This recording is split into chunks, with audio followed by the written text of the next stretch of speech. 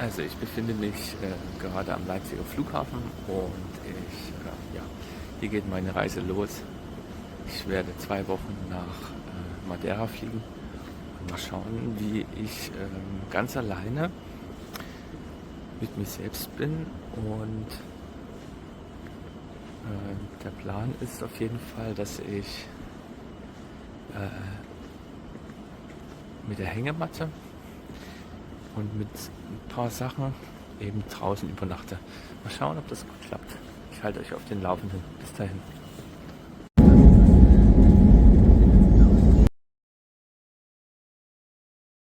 Ist gleich zum Macherbusch-Dings da Bumster fahren. Hallo? Na prima. Wie weit bist du vom Faro entfernt?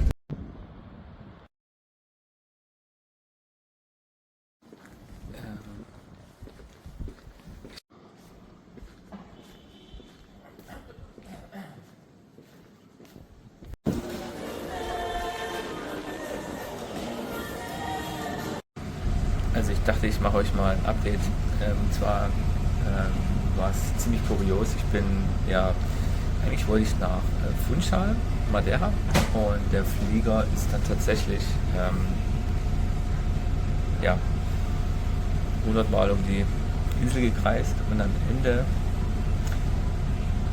wieder zurückgeflogen. Das war so crazy. Also für mich war das die krasseste Erfahrung, die ich mit dem Flugzeug hatte auf jeden Fall.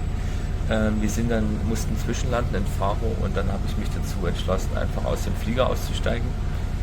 Und jetzt bin ich hier in Faro und das war auf jeden Fall eine krasse Nacht. Jetzt werde ich erstmal eine kleine Busfahrt machen zu dem Strand.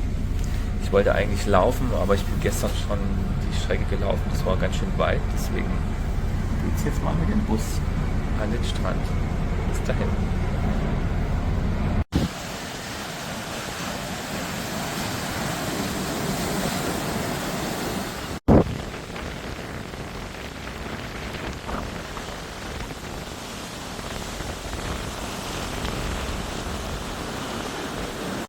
Also ich habe es jetzt geschafft. Ich bin jetzt hier am Meer. Es ist natürlich richtig krass windig, aber trotzdem schön. So, die Sonne raus, die Wellen sind richtig krass. Im Video kommt das natürlich nicht so rüber, aber eigentlich wollte ich mal ins Wasser gehen.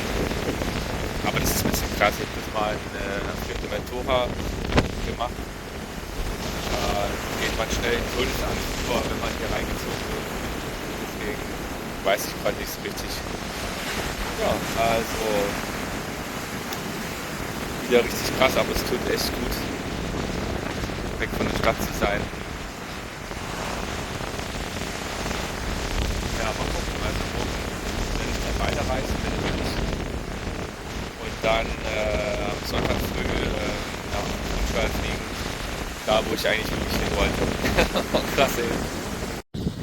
So, jetzt gibt es nochmal ein kleines Update. Bin jetzt hier ja, ein paar Kilometer weiter reingelaufen, damit ich hier einfach ein bisschen Ruhe habe. Und hier seht ihr auch gleich noch, ich zeige euch gleich nochmal ein paar Sachen. Das ist ganz schön hier, ein bisschen Ruhe. Auf der anderen Seite des Hügels ist das große Meer. Ja, also krass auf jeden Fall.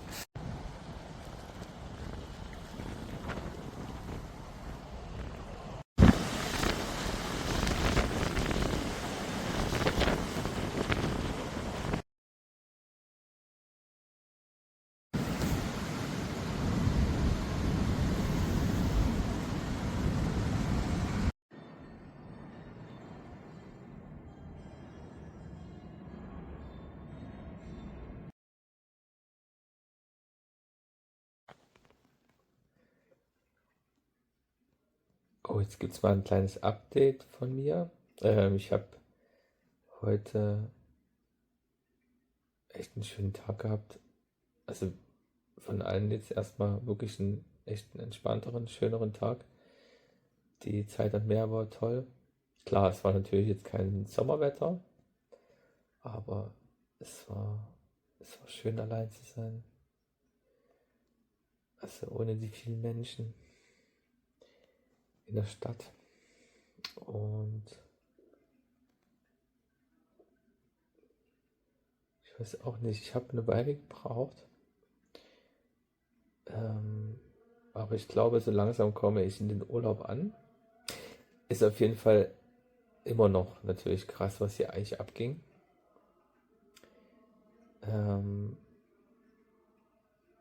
Mit dem Flug und das Ganze. Jetzt sitze ich hier gerade in so einem kleinen Hostel weiß gar nicht. Und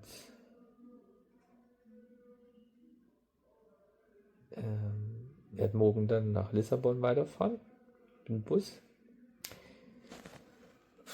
Und dann mal gucken, noch einen Tag in Lissabon bleiben, das wir noch ein bisschen anschauen. Genau. Und dann geht's zum eigentlichen Zielpunkt Funchal, endlich. Da freue ich mich schon und ich hoffe, dass das Wetter auch ein bisschen besser ist. Und ich glaube, es ist auch besser. So, ich habe schon geschaut. Genau, und dann geht es auch wirklich weiter, weil ich dann ja auch das mit der Hängematte machen möchte. Dann, ich möchte in die Natur, auf die Berge und einfach nur Ruhe. Absolute Ruhe.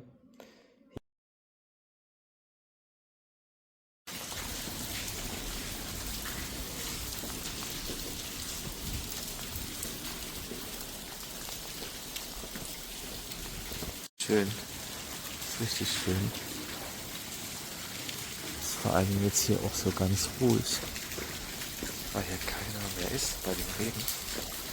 Und ich dachte mir, jetzt gehe ich einfach noch mal abends eine Runde spazieren durch die Innenstadt.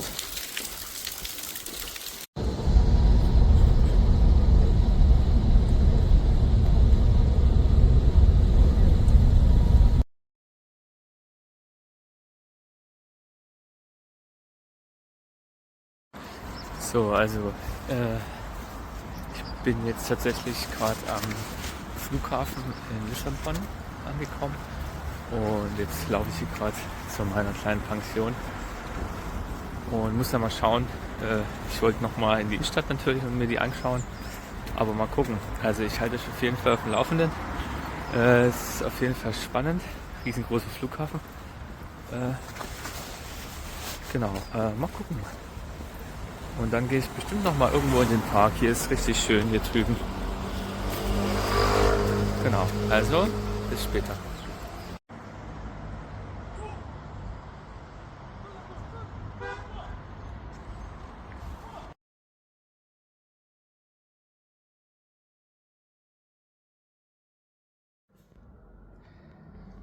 Ja, jetzt bin ich hier tatsächlich in einem kleinen Zimmer. Hier so ein sehr individuelles Bett und hier eine kleine Teeecke.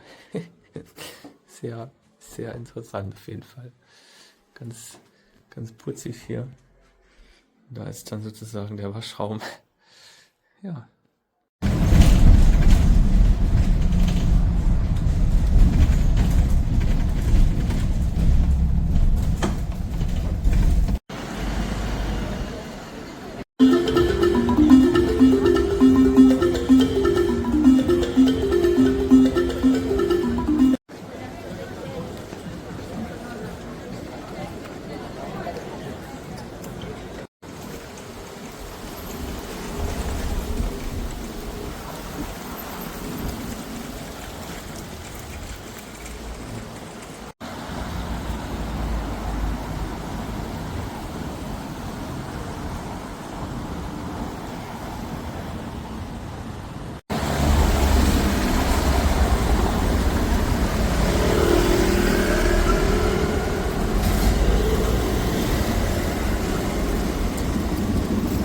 Cool.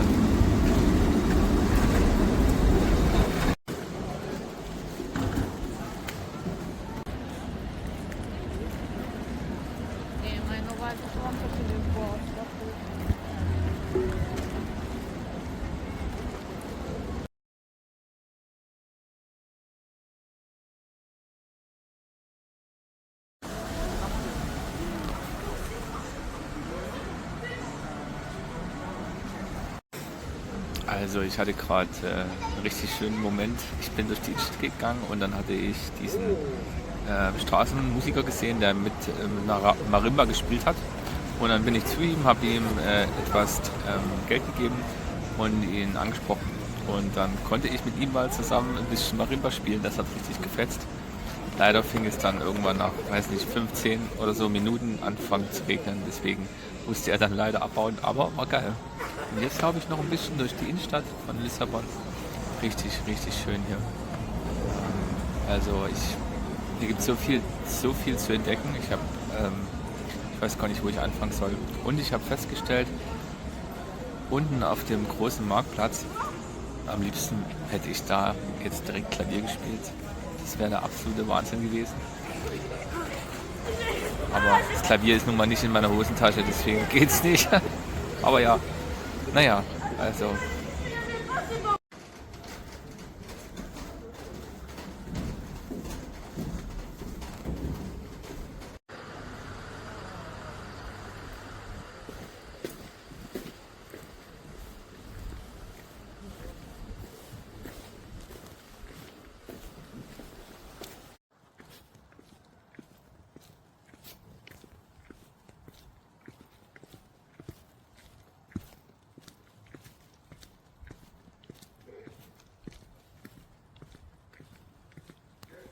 So, Lissabon war der Hammer.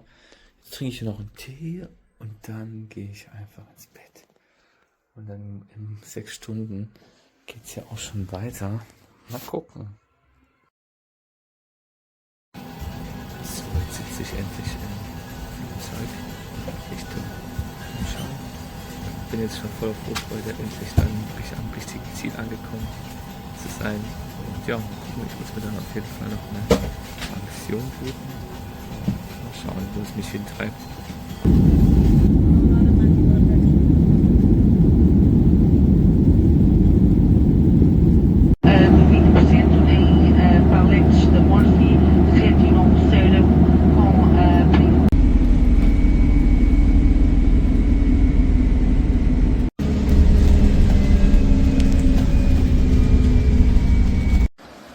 Also ich habe es jetzt endlich geschafft, bin jetzt in Funchal gelandet, war ziemlich durch vom Flug und jetzt bin ich direkt hier am Strand und musste mich erstmal kurz erden und bin hier einfach reingegangen und das Wasser ist fantastisch, das ist wirklich wie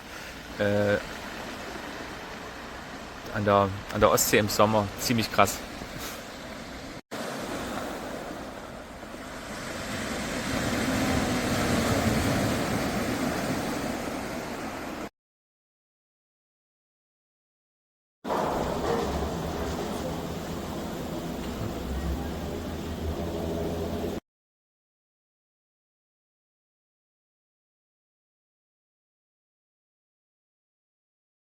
Yeah, isn't it fun?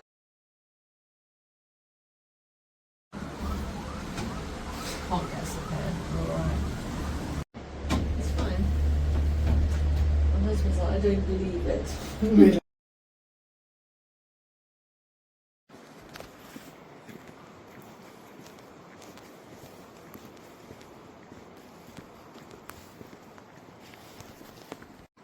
So, jetzt gibt es ja ein neues Update von mir. Ich bin jetzt mit der Seilbahn von Funchal nach oben gefahren, weil ich nicht mehr ganz so viel Zeit hatte und ich dachte, ich wollte jetzt noch mal ein bisschen Ruhe schnappen. Und jetzt bin ich hier oben und habe jetzt hier echt einen schönen grünen Wald.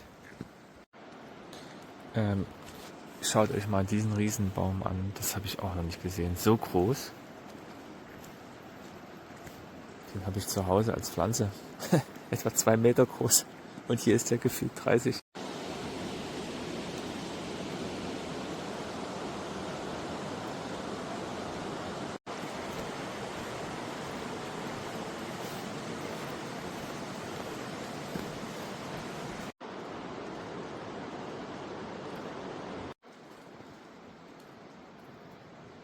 Also das ist echt schön hier oben.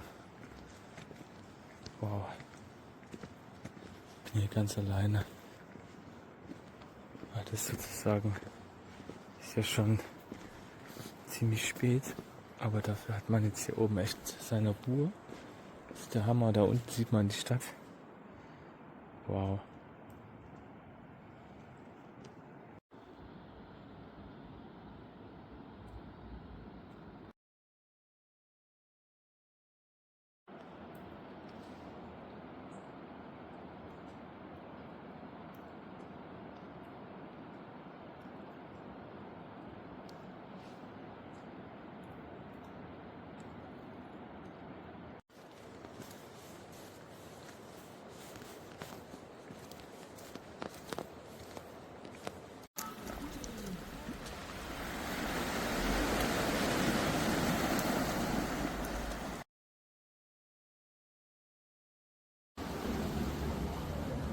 Ich habe mich jetzt hier auf so krasse Poller gesetzt. Da geht es richtig tief ab. Das sieht man auf dem Handy gar nicht. Aber ganz schön geil.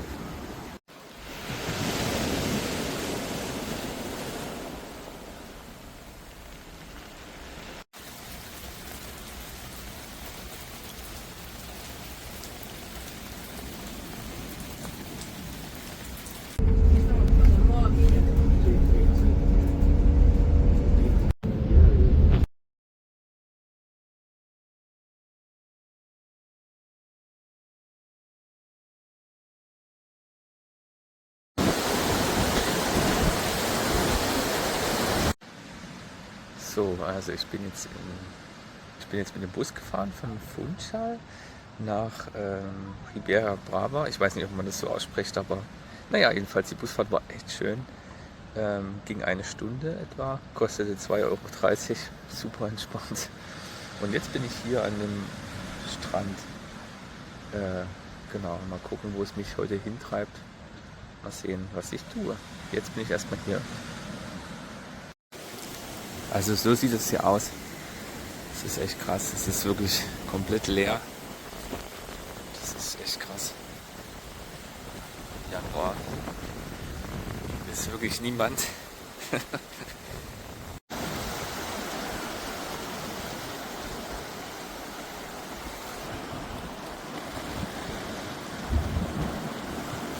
Ja, denen geht's auch gut hier. Die sonnen sich auf dem heißen Stein.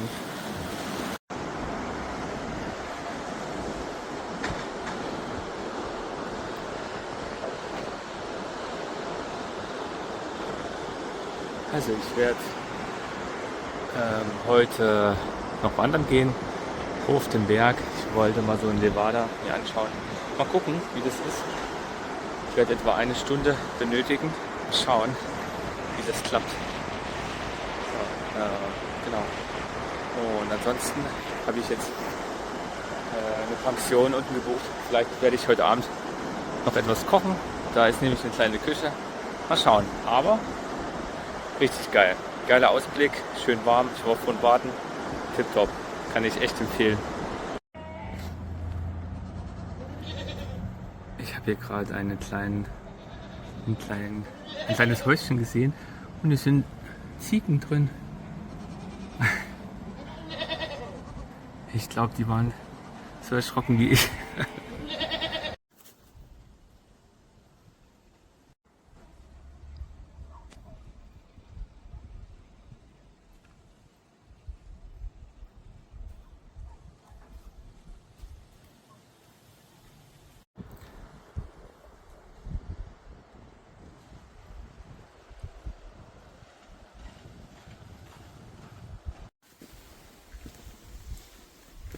Ich laufe hier gerade so einen schönen Wanderweg lang zwischen den Häusern und es ist echt krass ruhig hier. Wow. Fantastisch. Wie schön das ist. Hier ist so ein Garten. Richtig geil. Und dann direkt hier das Meer. Wahnsinn. Der Blick ist krass.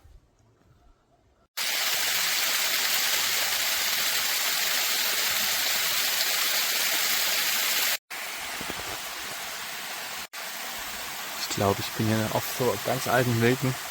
Hier sieht man auch so leichte Spuren. Und hier sind so alte Treppen. Und da versuche ich jetzt mal hoch zu kraxeln. Mal gucken, ob es klappt.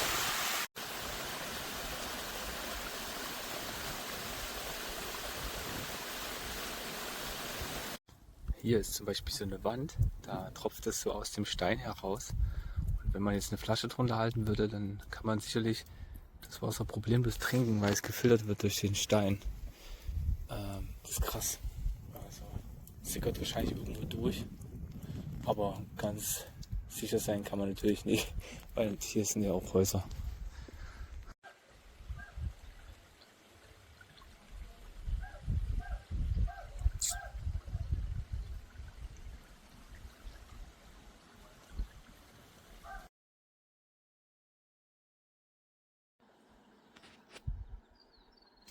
So, jetzt habe ich es geschafft.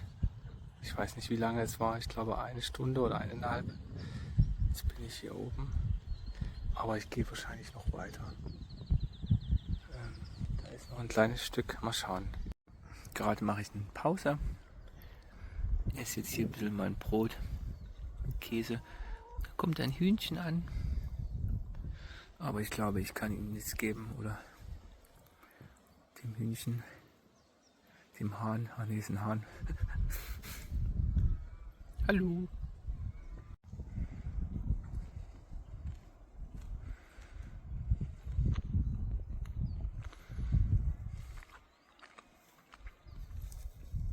Ich glaube, der Hahn passt gut auf hier. Er verteidigt sein Revier. Also gerade waren die 2 Hühner, also der Hahn und das Huhn, noch in dem Zaun. Und jetzt sind die durch den Zaun und wollten dann meine Käseschnitte. Naja, ich gehe jetzt einfach mal.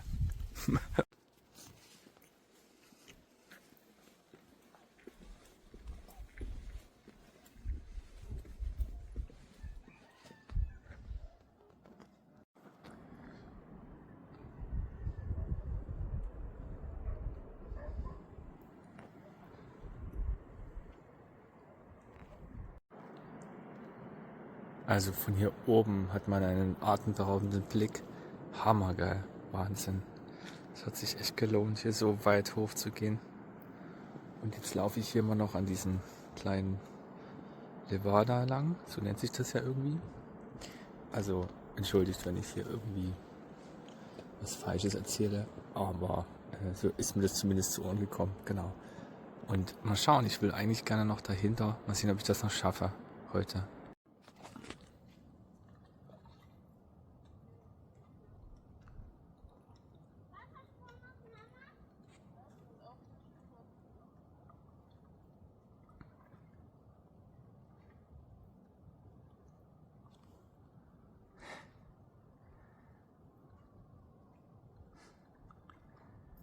Ja, da gucken wir dann immer so klein.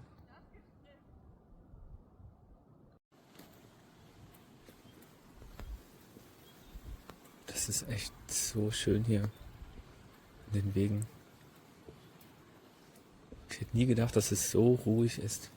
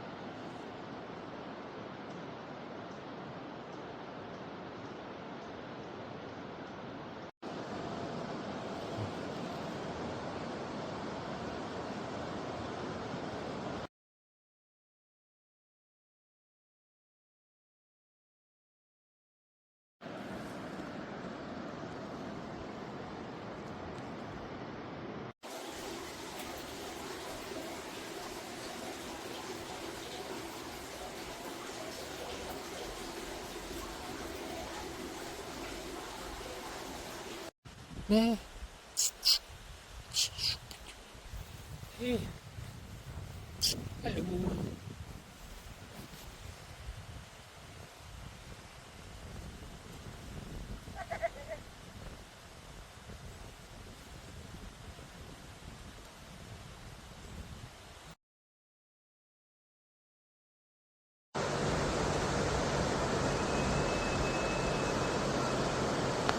Also was ich hier besonders finde, ist, man sitzt hier so und beobachtet einfach die kleine Stadt.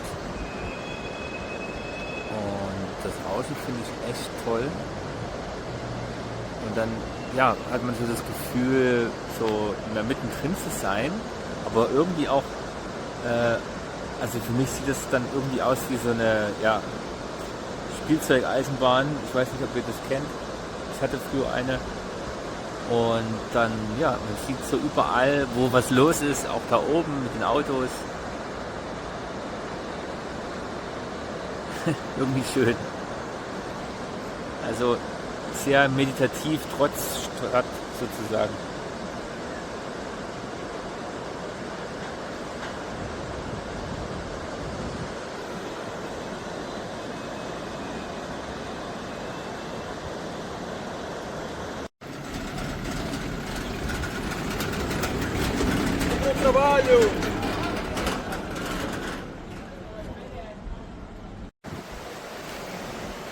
So, also ich erzähle, ich bin tatsächlich heute richtig weit gewandert. Mir tun jetzt echt die Füße weh, aber es hat sich gelohnt, es war der Oberhammer. Es war einfach am Ende doch ein bisschen zu viel, ein kleines bisschen. Aber egal, es war richtig schön. Ich bin froh, dass ich es gemacht habe. Und jetzt bin ich an meinem richtig tollen Rückzugsort direkt am Meer. Ich zeige euch das mal kurz. Hier kann man einfach ganz entspannt sitzen auf so einem Betonplateau, was das hier ist. Und ja, Hammer. Richtig gut. Und jetzt werde ich hier eine Runde meditieren und nochmal mich resetten, bevor ich wieder in die Stadt gehe. Also dann.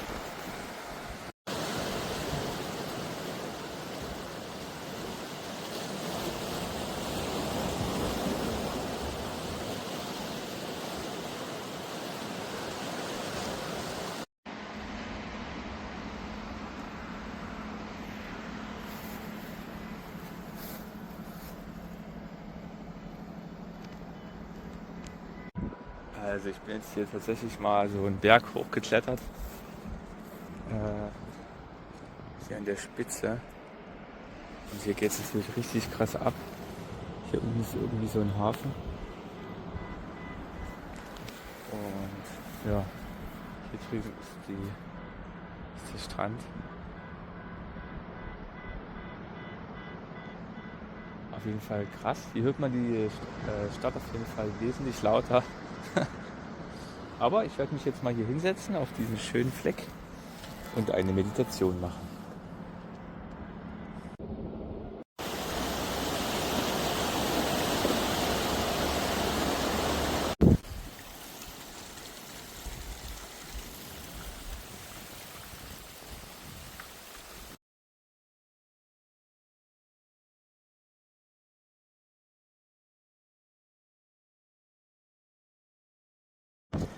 Sich ein kleiner Krebs reingesetzt.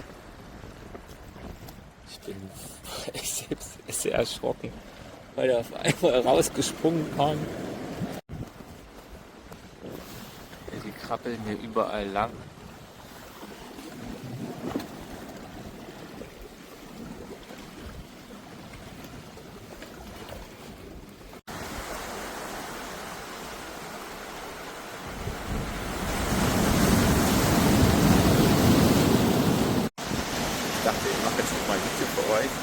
Also ich bin jetzt hier am Strand, sitze auf Stein und genieße den tollen Sonnenuntergang. Es ist echt schön, richtig schön. Ich weiß nicht, vielleicht 20 Grad in der Sonne. Etwas windig, aber vorhin war ich schon im Wasser. Hier geht es leider nicht, die Strömung ist zu stark. Aber trotzdem, jetzt werde ich hier nochmal ein bisschen Ruhe gönnen. Ich hatte heute echt einen wunderschönen Tag. In der Sonne. Und morgen geht es dann weiter. Mal schauen.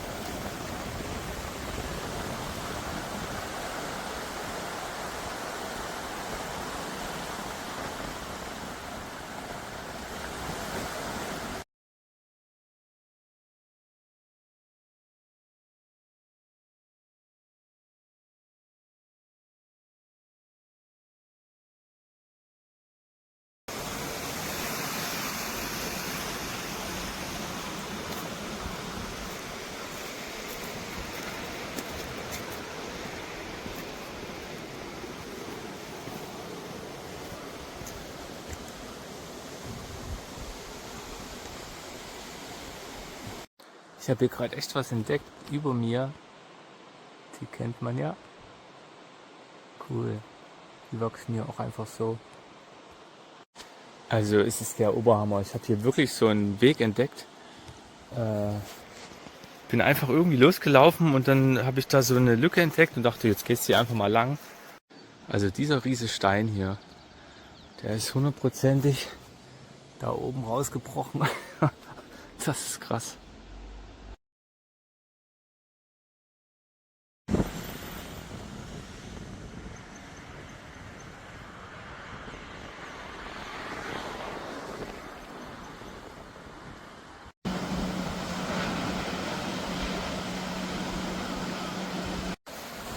So, da bin ich wieder. Heute bin ich ja über den Berg gewandert, wollte zu einem besonderen Strand, aber habe es nicht ganz geschafft. Es war einfach zu weit und mein Bein tat immer noch weh, weil ich mir am Anfang tatsächlich eine riesen Blase geholt habe und die irgendwie entzündet ist. Ich bin mir da nicht so ganz sicher. Deswegen habe ich dann beschlossen, ich drehe um und gehe an den geilen Strand und war dann die letzten Stunden hier. Und jetzt gönne ich mir noch so richtig schön wie jeden Tag direkt hier auf dem Stein, wie ein kleiner Krebs, sitze ich hier an dem Stein und beobachte den Sonnenuntergang. Ich drehe gleich mal die Kamera.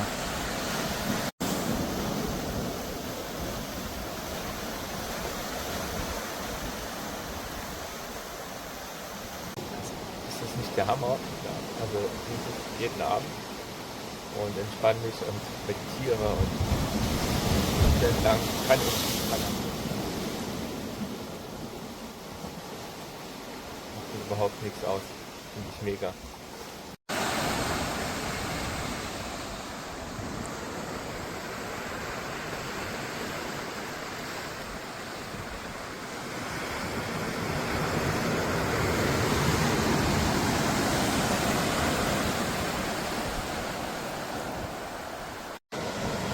Also, ja, ich bin jetzt in Ponta do Sol angekommen und habe mir natürlich erstmal eine ruhige Ecke am Meer gesucht. Ist ganz schön hier, wirklich warm, echt warm für Januar, krass.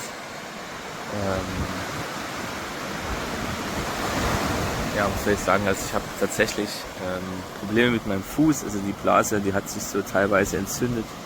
Das ist echt nervig.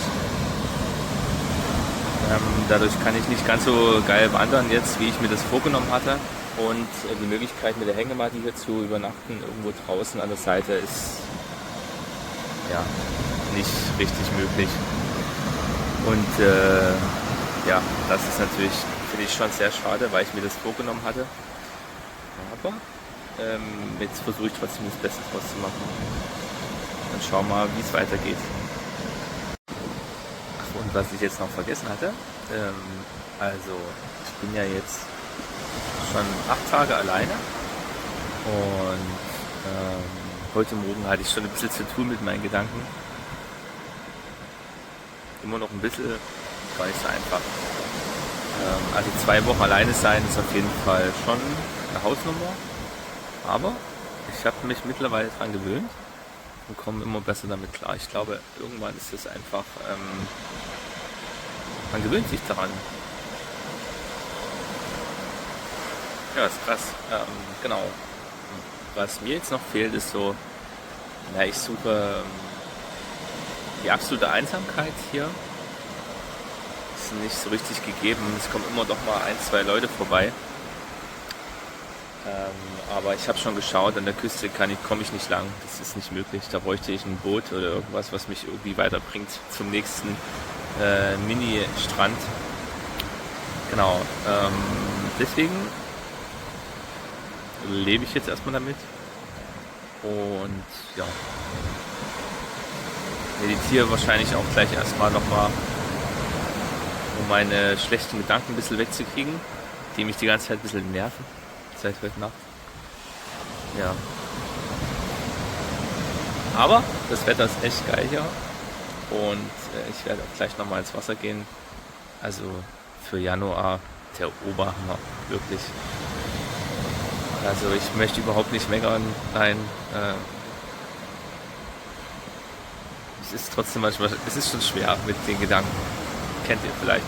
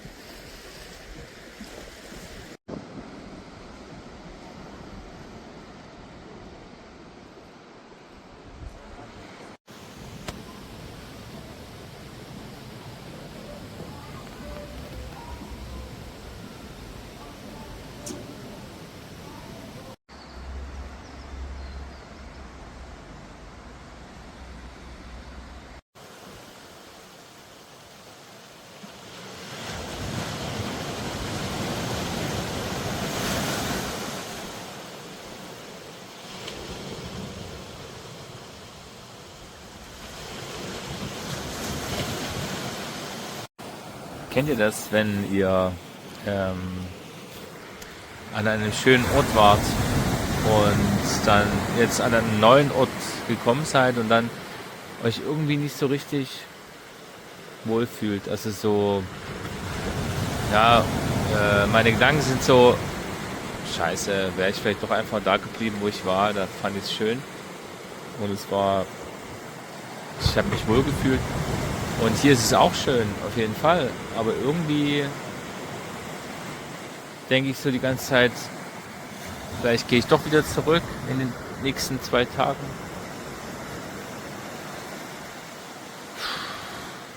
Ja, ist echt kompliziert. Und dann kommen die Gedanken noch dazu, die man so hat. Die ich so habe jetzt durch die Einsamkeit. Da kommen natürlich viele Dinge hoch, was einen beschäftigt, die Arbeit, wie es weitergeht, wo man leben will, was man will und so weiter. Das übers Leben halt, das, die Fragen des Lebens. Und dann kommt auch mir so, ja, die alte Erinnerung hoch von meiner Ex-Freundin, die mich von heute auf morgen dann einfach aussortiert hat aus ihrem Leben und tut immer noch weh. Ja, ist krass, ist echt krass, ist schon lange her, trotzdem. Es fuckt mich richtig ab, ganz ehrlich, sowas nervt mich richtig.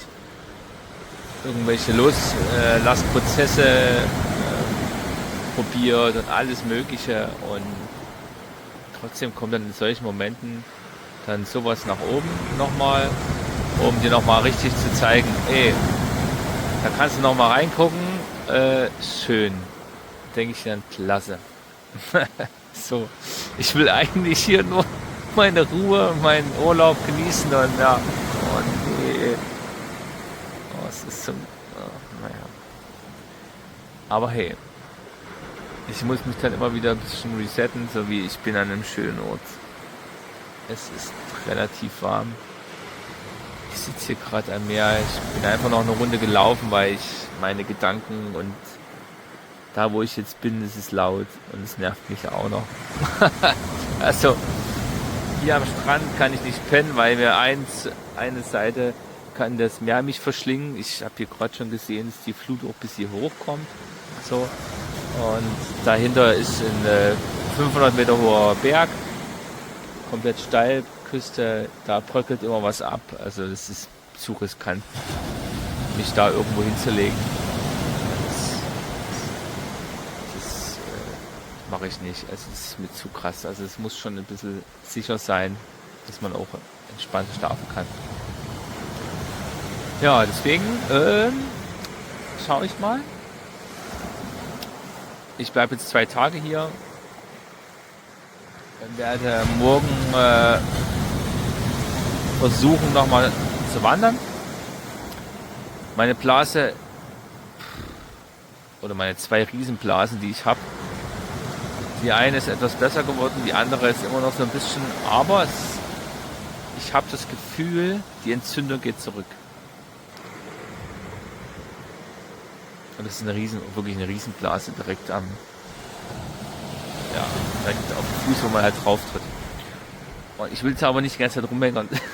Deswegen, aber mein Plan ist dann morgen nochmal reinzulaufen, an so einen schönen Kanal entlang zu gehen und dort nochmal ein bisschen Ruhe zu finden für mich. Und dann, also vormittags wollte ich das machen und nachmittags dann bestimmt nochmal am Meer sein. Mal schauen.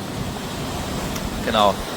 Ja, ich habe mir den Urlaub anders vorgestellt, aber wie es halt so ist, es kommt immer alles anders. Alles kommt anders. Egal wie man sich das plant. Egal wie, es ist völlig anders. Trotzdem ist es schön. So, also es ist schön,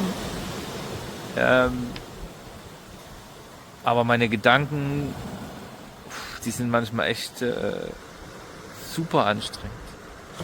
So, und dann habe ich es auch mal schön positiv wieder, wenn ich viel bei mir bin und Zeit habe für mich und mich fernab von allen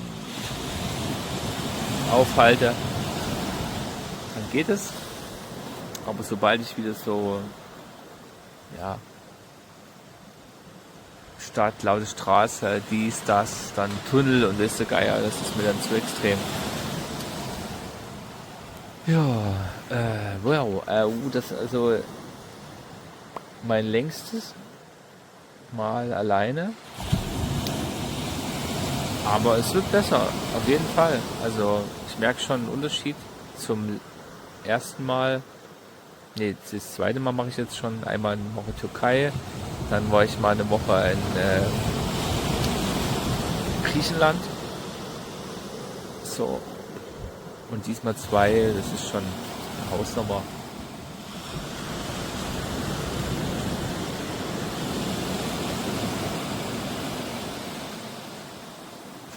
Ja, also der krasse Gedanke ist, ich fühle mich mit dem Meer sehr nah. Immer. Egal, wenn ich an der Ostsee bin oder sowas. Aber wenn ich irgendwas habe ich mit Spanien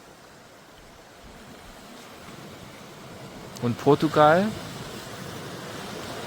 aber fast noch mehr als Spanien und dem Mittelmeer oder Meer, einfach nur ein warmes Meer und natürlich auch nicht wie bei uns, so in Deutschland so kalt, 6 Monate lang gefühlt nur grau. So. Also da weiß ich noch nicht, wo mich die Reise hinführt. So,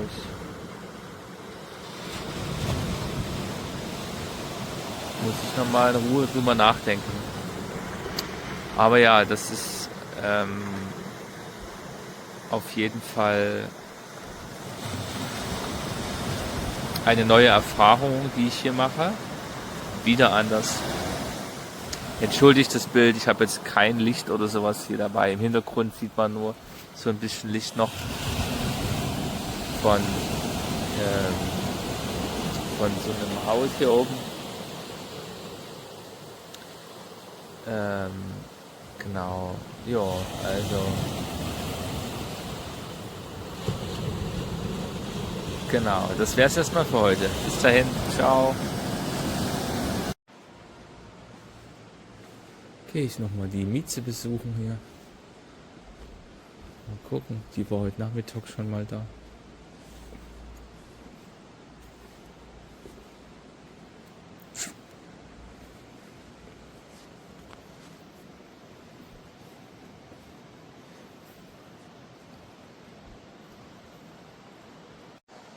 Hier ist die eine.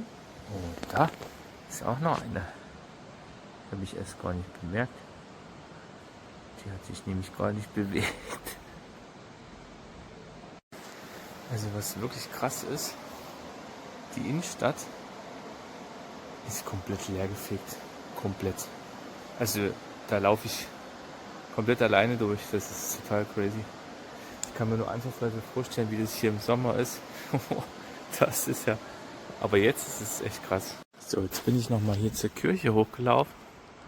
Das ist sie. Ist jetzt einfach nur ein Haus, würde ich sagen.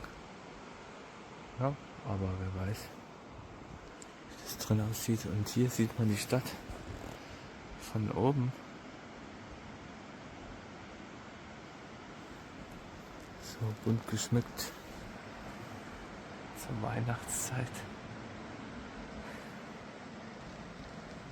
Ein Auto fährt noch lang. Ja, schön ruhig hier jetzt. So, also ich habe mich jetzt aufgemacht, um zu wandern. Und tatsächlich habe ich jetzt was Cooles gefunden. Ich dachte erst, hier ist eine Einbahnstraße und ich komme nicht weiter. Aber jetzt geht es so einen Feldweg lang. Mal schauen, wo ich hier hinkomme.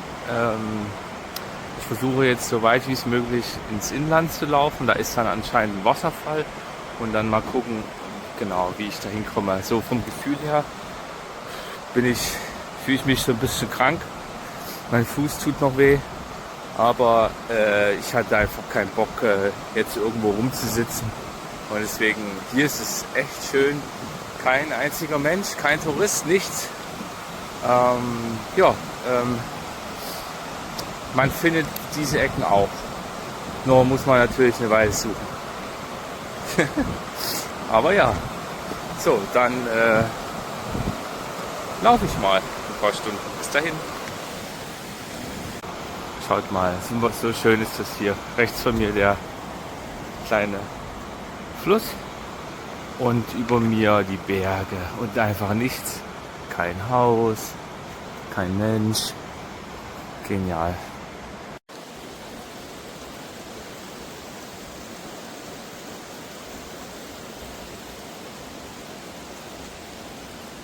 Ich habe mich dazu entschlossen, hier erstmal kurz eine Pause zu machen. Und direkt hier am Fluss. So, hier mache ich erstmal eine schöne Meditation, um mich ein bisschen zu erden. Und ja, und dann geht die Wanderung auch schon weiter.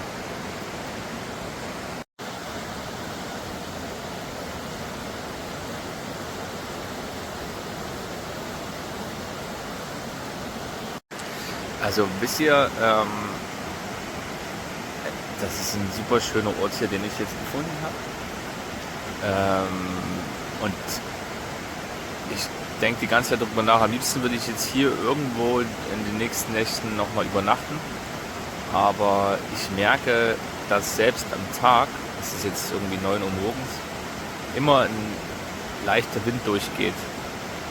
Und dieser Wind ist relativ kalt, ziemlich kalt. In der Nacht werden es dann so 10 Grad,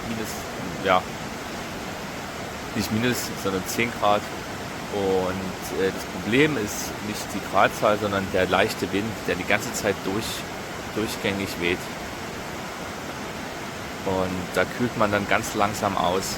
Das ist das Problem. Und deswegen habe ich davor ein bisschen Respekt.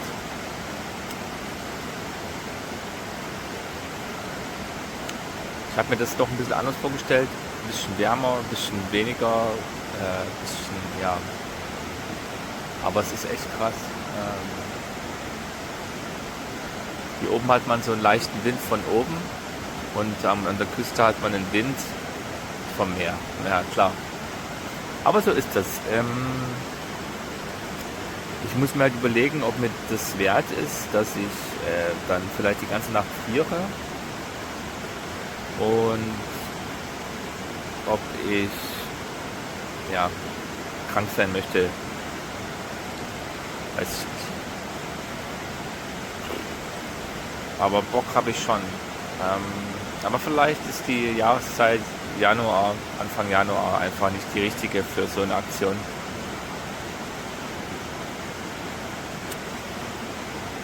Genau.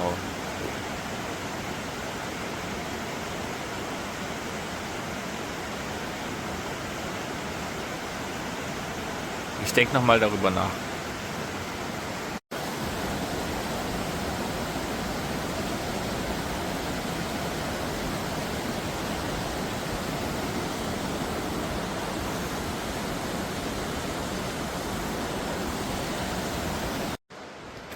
Also, wow, es ist schon ganz schön anstrengend.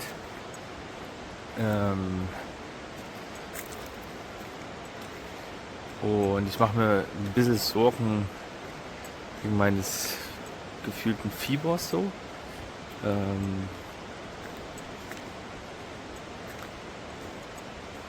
Ich weiß auch nicht.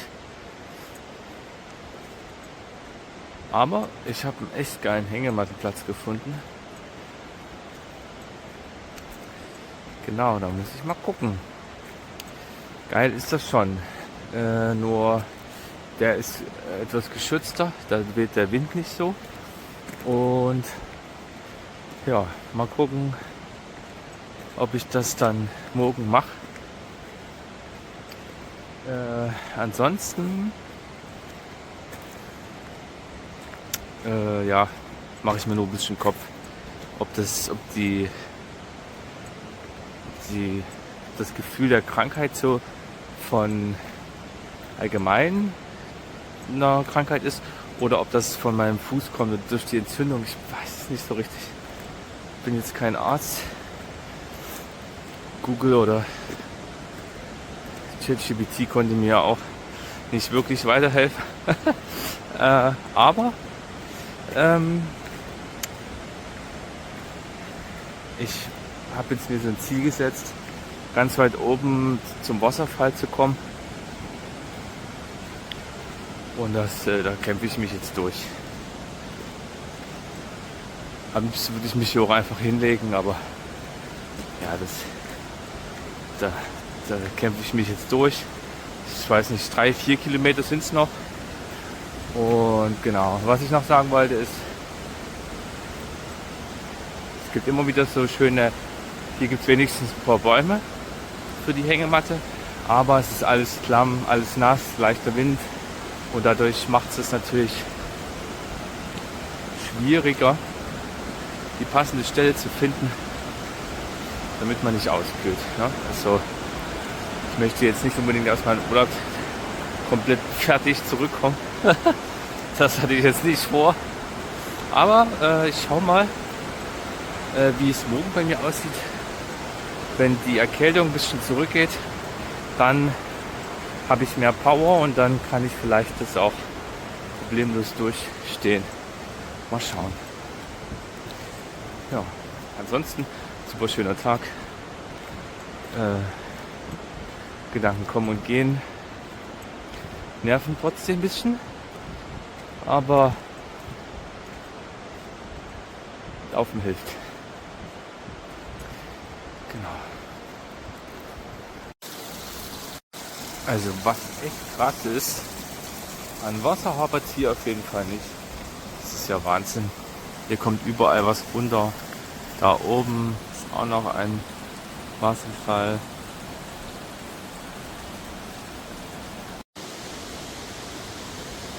Also das ist krass hier. Das ist gebaut für die Ewigkeit. Selbst sogar hier so eine Wasserstelle, da geht dieser Wasserhahn, da geht dieser Schlauch bis da hoch zum Wasserfall und wird da irgendwie gespeist. Das ist ja abgefahren.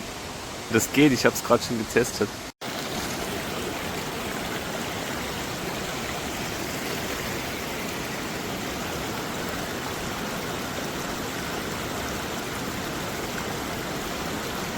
Da oben ist mein Ziel. Da gehe ich jetzt noch hin. Das ist er.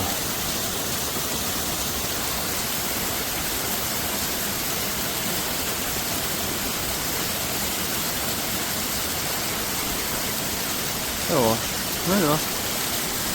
Ich werde wahrscheinlich jetzt keinen Rundweg machen, weil da auf der anderen Seite Touristen sind. Und ich gehe lieber alleine. Ganz alleine eine Strecke, wo keiner lang geht. Und schauen nochmal nach einem Hängemattenplatz. So, für mich geht es jetzt den ganzen Weg wieder zurück und dann belohne ich mich mit etwas Meer und Sonne. Ja, also bis dahin. Hat sich auf jeden Fall gelohnt, der Weg. Und jetzt gehe ich auch wieder ganz alleine zurück. Es ist schön hier der Weg. Da oben führt irgendwo noch so ein anderer Weg lang, aber der ist einfach so touristisch. Da hatte ich einfach echt keine Lust drauf. Deswegen gehe ich hier zurück. Also dann.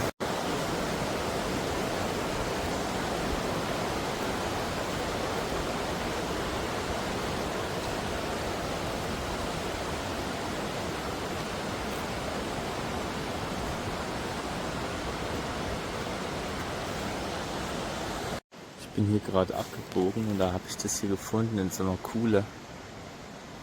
Das ist ja richtig abgefahren, alles voller Bienen. Wow.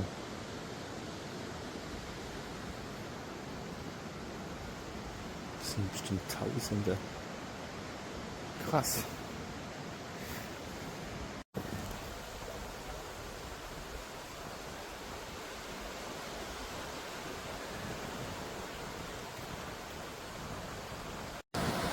So, jetzt bin ich wieder am Strand angekommen und es ist fantastisch. Ich habe jetzt hier wieder den absoluten Sonnenschein und es ist richtig heiß. Ich weiß nicht, vielleicht sind es 20 Grad, würde ich sagen, in der Sonne, vielleicht sogar noch mehr. Ja, und jetzt gönne ich mir hier eine Pause und gehe ins Wasser. Ich höre schöne, ruhige Meditationsmusik und ja, entspanne mich jetzt noch die nächste Stunde.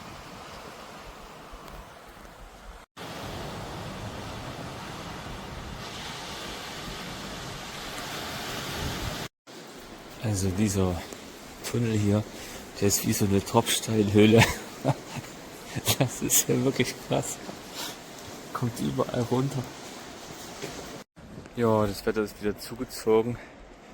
Hat mich jetzt dezent traurig gemacht. Aber was soll's.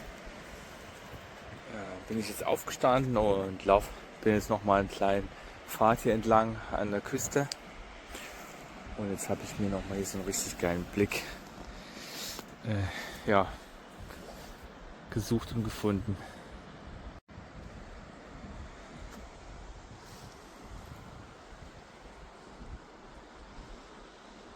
Aber jetzt habe ich natürlich hier das gefunden. Ich werde mich jetzt da mal hinsetzen. Und dann habe ich so einen unfassbar krassen Ausblick. Das ist Schweinehof auf jeden Fall. Auf dem Handy sieht man das gar nicht, aber das ist verdammt hoch. Und über mir ist natürlich hier auch so richtig viel Zeug.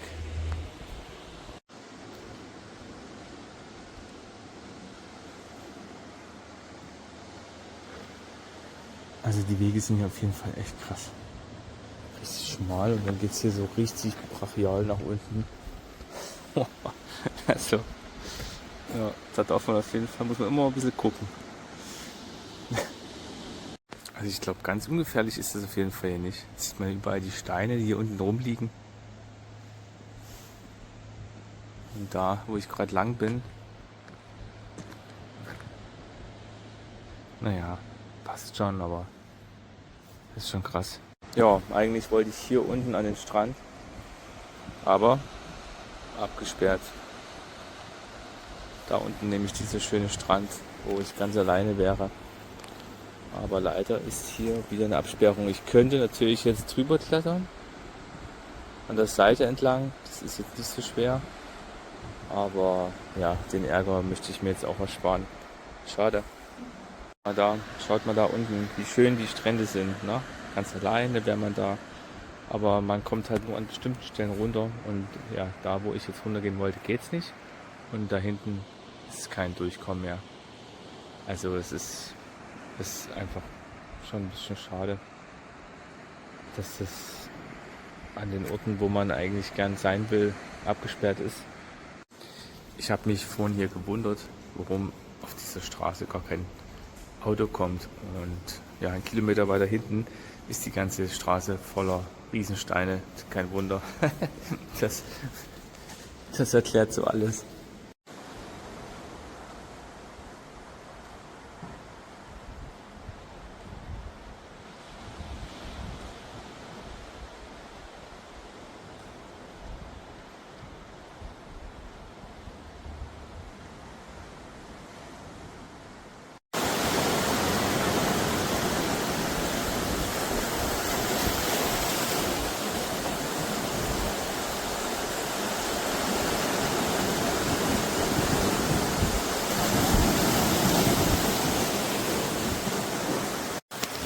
Also diesen Ort hier, wo ich jetzt bin, finde ich besonders schön. Also vor mir das Meer, unfassbare Weite. Und hinter mir der Wasserfall da oben, der so schönes Rauschen, also das Meer rauscht, der Wasserfall rauscht, hammergeil. Also das ist, muss schon sagen, besser geht's nicht. Das hätte ich gern zu Hause, direkt vor meiner Tür, aber naja, geht leider nicht. Da habe ich nur riesengroße Straßen, die rauschen. Naja, so ist es. Aber ich genieße die Zeit hier jetzt noch für ein paar Stunden. Und ja, dann schaue ich mal weiter. So, ich bin jetzt tatsächlich mal hier auf diesen Stein lang gegangen. Bis hier hinter, ab und zu gibt es ja richtig krasse Krater, da muss man doch ein bisschen klettern, aber hier hat man einen schönen Blick in die Stadt. Dieser Hund hier ging gerade da drüben alleine über den Zebrastreifen. Ich konnte nicht mehr, ey. Das ist ja geil. Er sucht wahrscheinlich sein Herrchen, ich weiß nicht. Aber es sah auf jeden Fall sehr lustig aus. Hat auch noch ein bisschen geguckt, dass kein Auto kommt. Also diesen Zebrastreifen hier. So, naja, neuer Tag, neues Glück. Ich werde jetzt erstmal mir was zu essen holen beim Supermarkt. Also nicht, dass ihr denkt, riesengroß immer essen gehe oder sowas. Also ich war erst zweimal essen im Urlaub. Gönn mir Nudeln und Schnitte mit Käse und ein bisschen Wurst und so. Mit Gurke, Tomate, also so ganz einfach. Ne? Also nicht, dass ihr hier denkt, hier, ich liege hier auf Riesenfuß oder so. Ne? Also ja, bin ich schon sehr sparsam und bescheiden. Genau, jetzt gehe ich erstmal in den Supermarkt und dann gehe ich sicherlich nochmal an den Strand. Das Wetter ist schön. Also was hier echt cool ist, hier läuft so elektronische Musik beim Einkaufen. Da wird man gleich richtig animiert, in den Tag zu starten. So, ich mache jetzt mal kurz noch ein kleines Fazit, so, was ich für mich so gemerkt habe. Also dieses spontane Reisen ist auf jeden Fall sehr interessant. Ich habe für mich gemerkt, so, ich kann mich nach einer Weile überall wohlfühlen. Klar, die positiven Dinge, die muss man natürlich etwas suchen. Also die positiven Sachen, es gibt immer mal was Negatives, dann was Positives. Man kriegt nie die eierlegende Wollmilchsau, funktioniert nicht. Das geht nicht anscheinend. So, aber jeder Ort hat was Besonderes, so für sich. Und das muss man halt sehen. Und deswegen bin ich jetzt froh, dass ich hier wieder am Meer bin. Und habe mir meine 2 Bananen geholt, 2 Mandarinen, noch ein bisschen so Reisbrot. Ja, das knusper ich dann so ein bisschen weg, wenn ich Hunger habe. Und ja, gestern hatte ich Nudeln gegessen. Ich finde sowas einfach auch schön, ganz einfaches Essen zu essen und nicht ins Restaurant zu gehen oder sowas, weil das gibt denen auch so ein bisschen Zuhause-Gefühl. Ich esse auch gern zu Hause Nudeln, klar, wer nicht, ne? Und genau, also es bleibt spannend. Mal gucken, ich habe noch keinen Plan, wo es mich heute hinträgt. Am Anfang fiel mir es schwer, jetzt geht's. Jetzt genieße ich erstmal hier den Moment und dann gucke ich in ein paar Stunden, wie ich mich fühle. Und dann geht's weiter. Mal schauen. Aber das Schönste, was ich heute Morgen gesehen habe, war das mit diesem Hund, der rechts und links guckt, am Zebrastreifen, an einer richtig krass befahrenen Straße. Die Autos halten an. Der Hund geht rüber, läuft an mir vorbei, als wäre nix. Crazy. Einfach schön. Kein Herrchen zu sehen, nichts. Hammer. Also deswegen Hunde und Tiere allgemein. Tiere haben auch was sehr Besonderes. Und eine Seele. ja, das wäre es erstmal soweit von mir. Bis dahin. Also eigentlich hatte ich erst vor, einen größeren zu bauen, aber dann habe ich mich dazu entschieden, einen schönen zu bauen. Es ist Ansichtssache, aber ich denke, im Hintergrund das Meer, das sieht schon ganz schön aus. Ich muss euch mal noch was erzählen, was ich gestern Nacht für einen Traum hatte. Es war eine Traumerkenntnis. Und da hatte ich das Gefühl, dass meine damalige Freundin an mich gedacht hatte und wir zusammen Straßenbahn gefahren sind in Berlin. Und tatsächlich war das auch so damals. Wir sind Straßenbahn gefahren und das war Sonntagnacht, 4 Uhr morgens. Da haben wir uns entschieden, einfach ganz spontan mal nach Berlin zu fahren und wir wollten eigentlich irgendwo hingehen. Hat sich dann irgendwie doch nicht ergeben, weil ich einfach nur total müde war. Aber ich wollte es unbedingt mit ihr machen, also unbedingt mit ihr nach Berlin fahren. Und da ich auch früher dort gewohnt habe, kannte ich das alles ganz gut. Ja, und da habe ich mich dran erinnert, als wir in der Straßenbahn fuhren, die war komplett leer. Und sie lag in meinem Arm am Hals so. Und daran musste ich mich erinnern. Und dann frage ich mich, ob die Erinnerung, ob sie vielleicht in dem Moment gerade mit der Straßenbahn gefahren ist und sich daran erinnert hat, wie es war, oder, und ich das dann sozusagen bekommen habe, oder ob meine alte Erinnerung das wieder hervorgerufen hat, dass ich das einfach nochmal spüre. Und wie das halt so ist mit dem Loslassen, das ist echt schwer. Gerade von sehr wichtigen Menschen, die einen extrem viel bedeutet haben. Es dauert lange und da ist es schwer auch dann, also ich habe dann versucht, also ich habe ein bisschen geweint. Bei mir ist es, wenn ein paar Tropfen kommen, ist das schon super. Ja, naja. Und, aber es tat gut. Und am Ende, klar, ist es natürlich auch Traurigkeit. Aber vielleicht kennt es jeder mal von sich. Na, hallo.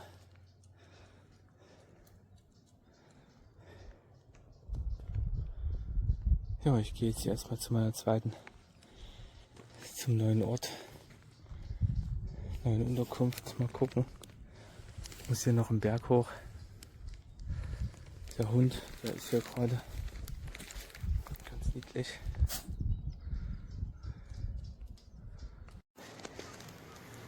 Also das mag vielleicht wenig aussehen, aber mit 2 Rucksäcken und Einkauf heftig. Da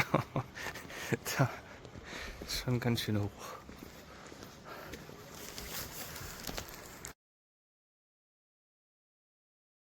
Jetzt gibt es ein kurzes Update.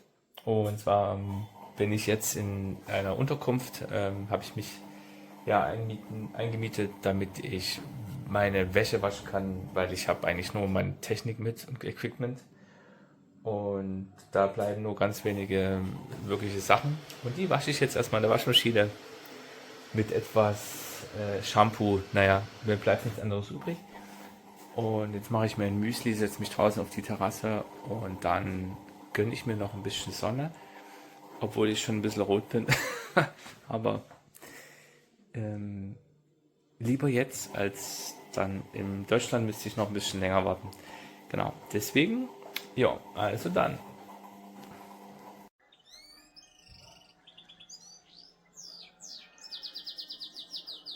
Ja, also ich habe mich jetzt spontan dazu entschlossen, nach dem Müsli direkt noch wandern zu gehen.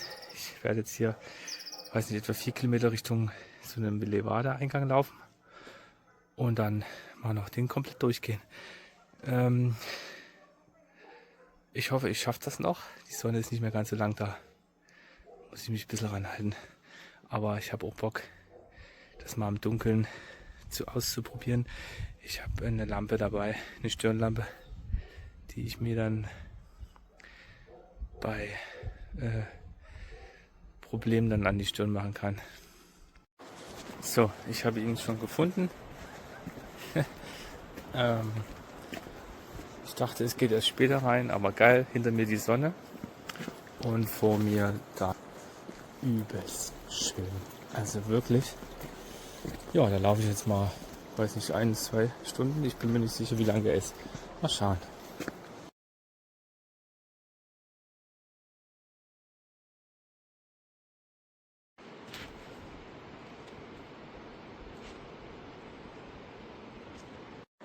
Also der Blick ist echt der Hammer. So, ich war heute Nachmittag noch ganz da unten.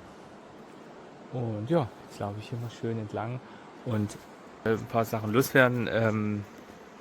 Also was mir hier aufgefallen ist, oder was mir sehr auffällt, ist, auf Madeira ist es schon sehr schön sauber. Also ich war schon in anderen Regionen Europas, da sieht es echt schlechter aus. Also das ist wirklich echt positiv hier, Hammer. Und ja, die Vielfalt ist krass. Also man hat wirklich auch hier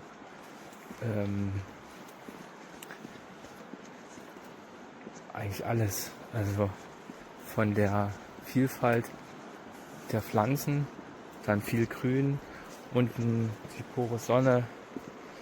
Wow, also und ja, die Berge sind krass. Also die Berge, das ist schon echt abgefahren, wie hoch das ist, das Ganze. Ja, naja. Also, sieht witzig aus, wenn ich so in die Kamera gucke, man sieht die Sonne. Naja, gut, ich werde mal in der Runde jetzt noch mich in den Sonnenuntergang hineinbewegen und ja, die Aussicht genießen. Ich drehe es nochmal.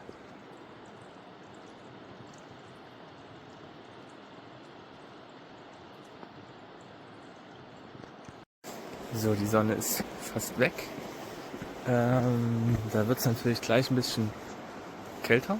Jetzt habe ich meine Jacke angezogen.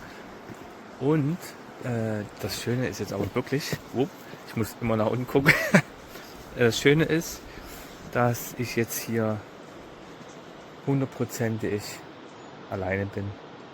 Also ich sehe jetzt hier erstmal niemanden mehr, bis da hinten 1 Kilometer weit. Und ich gehe davon aus, dass auch keiner mehr um die Uhrzeit jetzt losläuft. Der Mann vorne, der Einheimische, hat mich schon gewarnt, so hier, es ist gleich dunkel und so. Und ich so, nö, ist okay, ich habe Licht. So, und na, war ja voll nett, dass er mich nochmal gewarnt hat. Genau, und jetzt gehe ich mal hier noch weiter und es ist fantastisch schön. Hört man Vögel, unten den Bach. Ich drehe mal die Kamera, damit ihr das besser seht.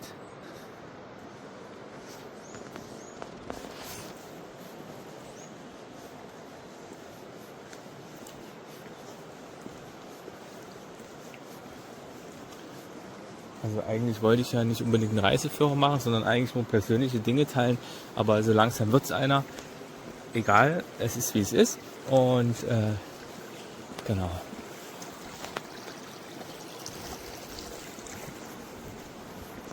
Also was ich persönlich auch sehr mag, ist dieses Plätschern überall. Hier muss man jetzt echt aufpassen.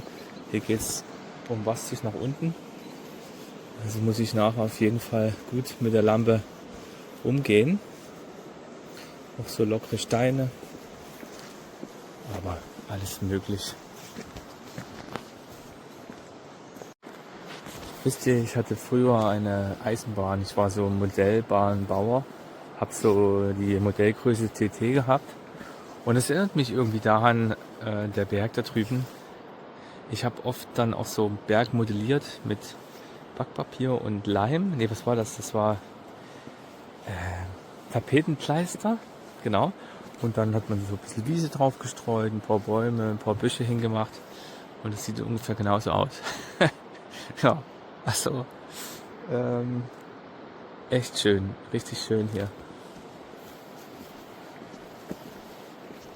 So, na gut, ich möchte ja natürlich nicht die ganze Zeit reden, sondern auch präsent hier sein an dem Ort. Und deswegen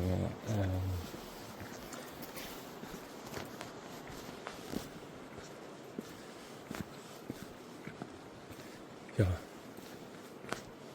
melde ich mich später nochmal.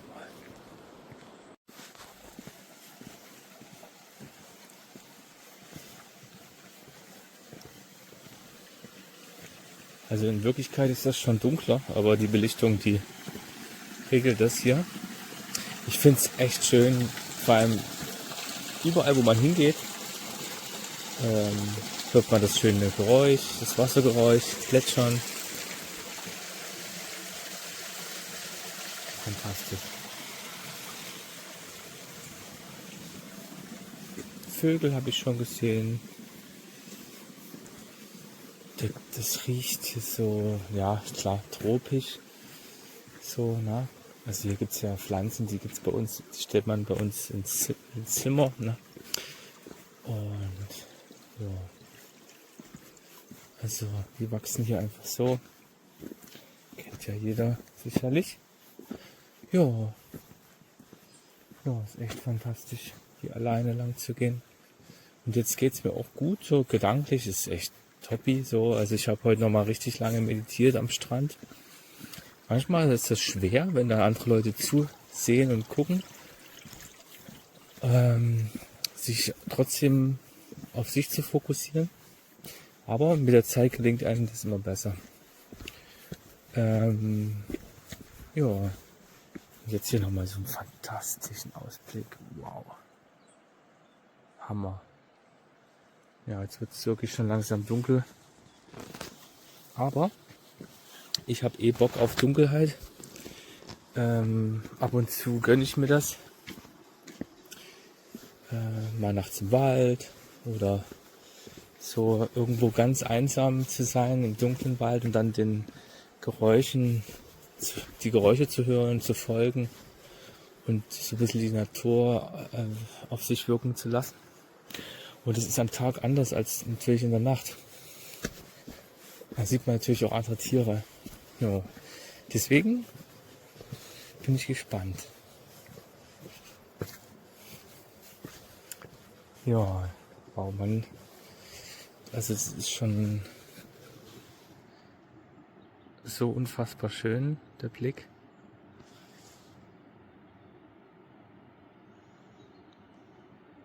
Also für Januar ist das der Hammer. So vom Wetter her finde ich das schon sehr schön.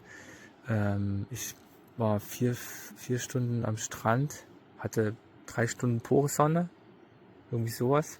Und dann zog es sich langsam zu, aber auch die Bewölkung, die jetzt hier ist vollkommen okay. So fühlt sich echt an wie die Ostsee im Anfang Mitte September. So, also voll in Ordnung, kann man immer noch problemlos baden. Ist alles nur Gewohnheit. Also ich dachte ja noch, als ich in Deutschland den Urlaub geplant hatte, cool, hänge ich hier oben irgendwie dann meine Hängematte hin, passt, kriege ich hin, so. Aber das ist so enorm hoch, das ist einfach nur übelst gefährlich, die Steigung. Und ja, touristisch dann natürlich auch. Also es müsste dann wirklich nur, müsste jetzt hingehen, jetzt aufsparen, dann schlafen legen. Dann ist die Sonne ja ziemlich lange weg. Oder das Licht. Das heißt, ja, lange in der Hängematte liegen, es ist kalt, es zieht leichter Wind. Aber geil ist es trotzdem. Aber vielleicht kann ich das für einen anderen Urlaub nochmal probieren und dann vielleicht März, April, mal gucken. Wenn es ein kleines bisschen wärmer ist. Genau, ich weiß gar nicht, ob ich das hier überhaupt erzählen darf. Keine Ahnung, aber also theoretisch ist es ja nicht erlaubt. Genau. Und es ist ja auch Naturschutz und so. Muss man ganz genau gucken, dass man, wenn ich sowas mache, dann mache ich das immer ganz sorgsam. Natürlich, so dass ich meinen Müll mitnehme und auch sorgsam mit der Welt umgehe. Ich habe ja eben gerade gesagt, dass ich bis jetzt keine Möglichkeit zum Hängemattenplatz gefunden habe. Und jetzt gehe ich hier diesen Nevada lang, irgendwie 3/4 des Weges und sehe hier das. Ich drehe es mal um. 2 Bäume, Abstand Ganz nice. Könnte natürlich ein bisschen größer sein. Und hier ist, klar, ist halt richtig Urwald, ne? So hier, also ist einfach nur ein riesen Hang. Merke ich mir jetzt mal vor. Wäre eine Möglichkeit. Allerdings müsste ich natürlich meine 10 Kilogramm bis hierher schleppen. Und dann habe ich, ja, also für eine Nacht wird es bestimmt funktionieren. Könnte trotzdem kalt sein, weil es von oben reinzieht, aber und durch die Feuchtigkeit, ich weiß es nicht. Ich werde dann mal sehen, wenn ich zurückkomme, wie das dann aussieht. Von der Kühle. Mal schauen. Aber auf jeden Fall geil. Es ist wie ein tropischen Regenwald hier.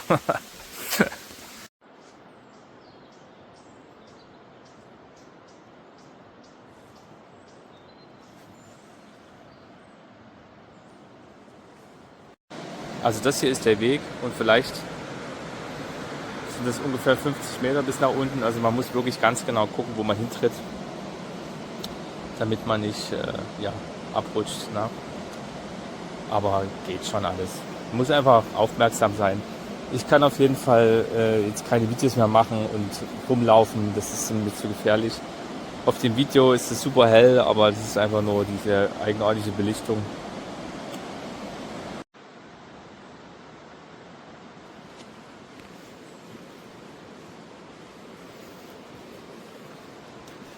Langsam wird's tricky, aber ich möchte noch irgendwie, ich schaue noch nach. So weit ist es nicht mehr. Jetzt, es soll angeblich hier vorne noch irgendwie eine Höhle kommen. Ich hoffe, ich finde die und da gehe ich noch rein und schaue mir das an. So, also, ich bin jetzt gerade am Überlegen, ob ich langsam umdrehe. Ich habe es fast geschafft. Viel ist nicht mehr.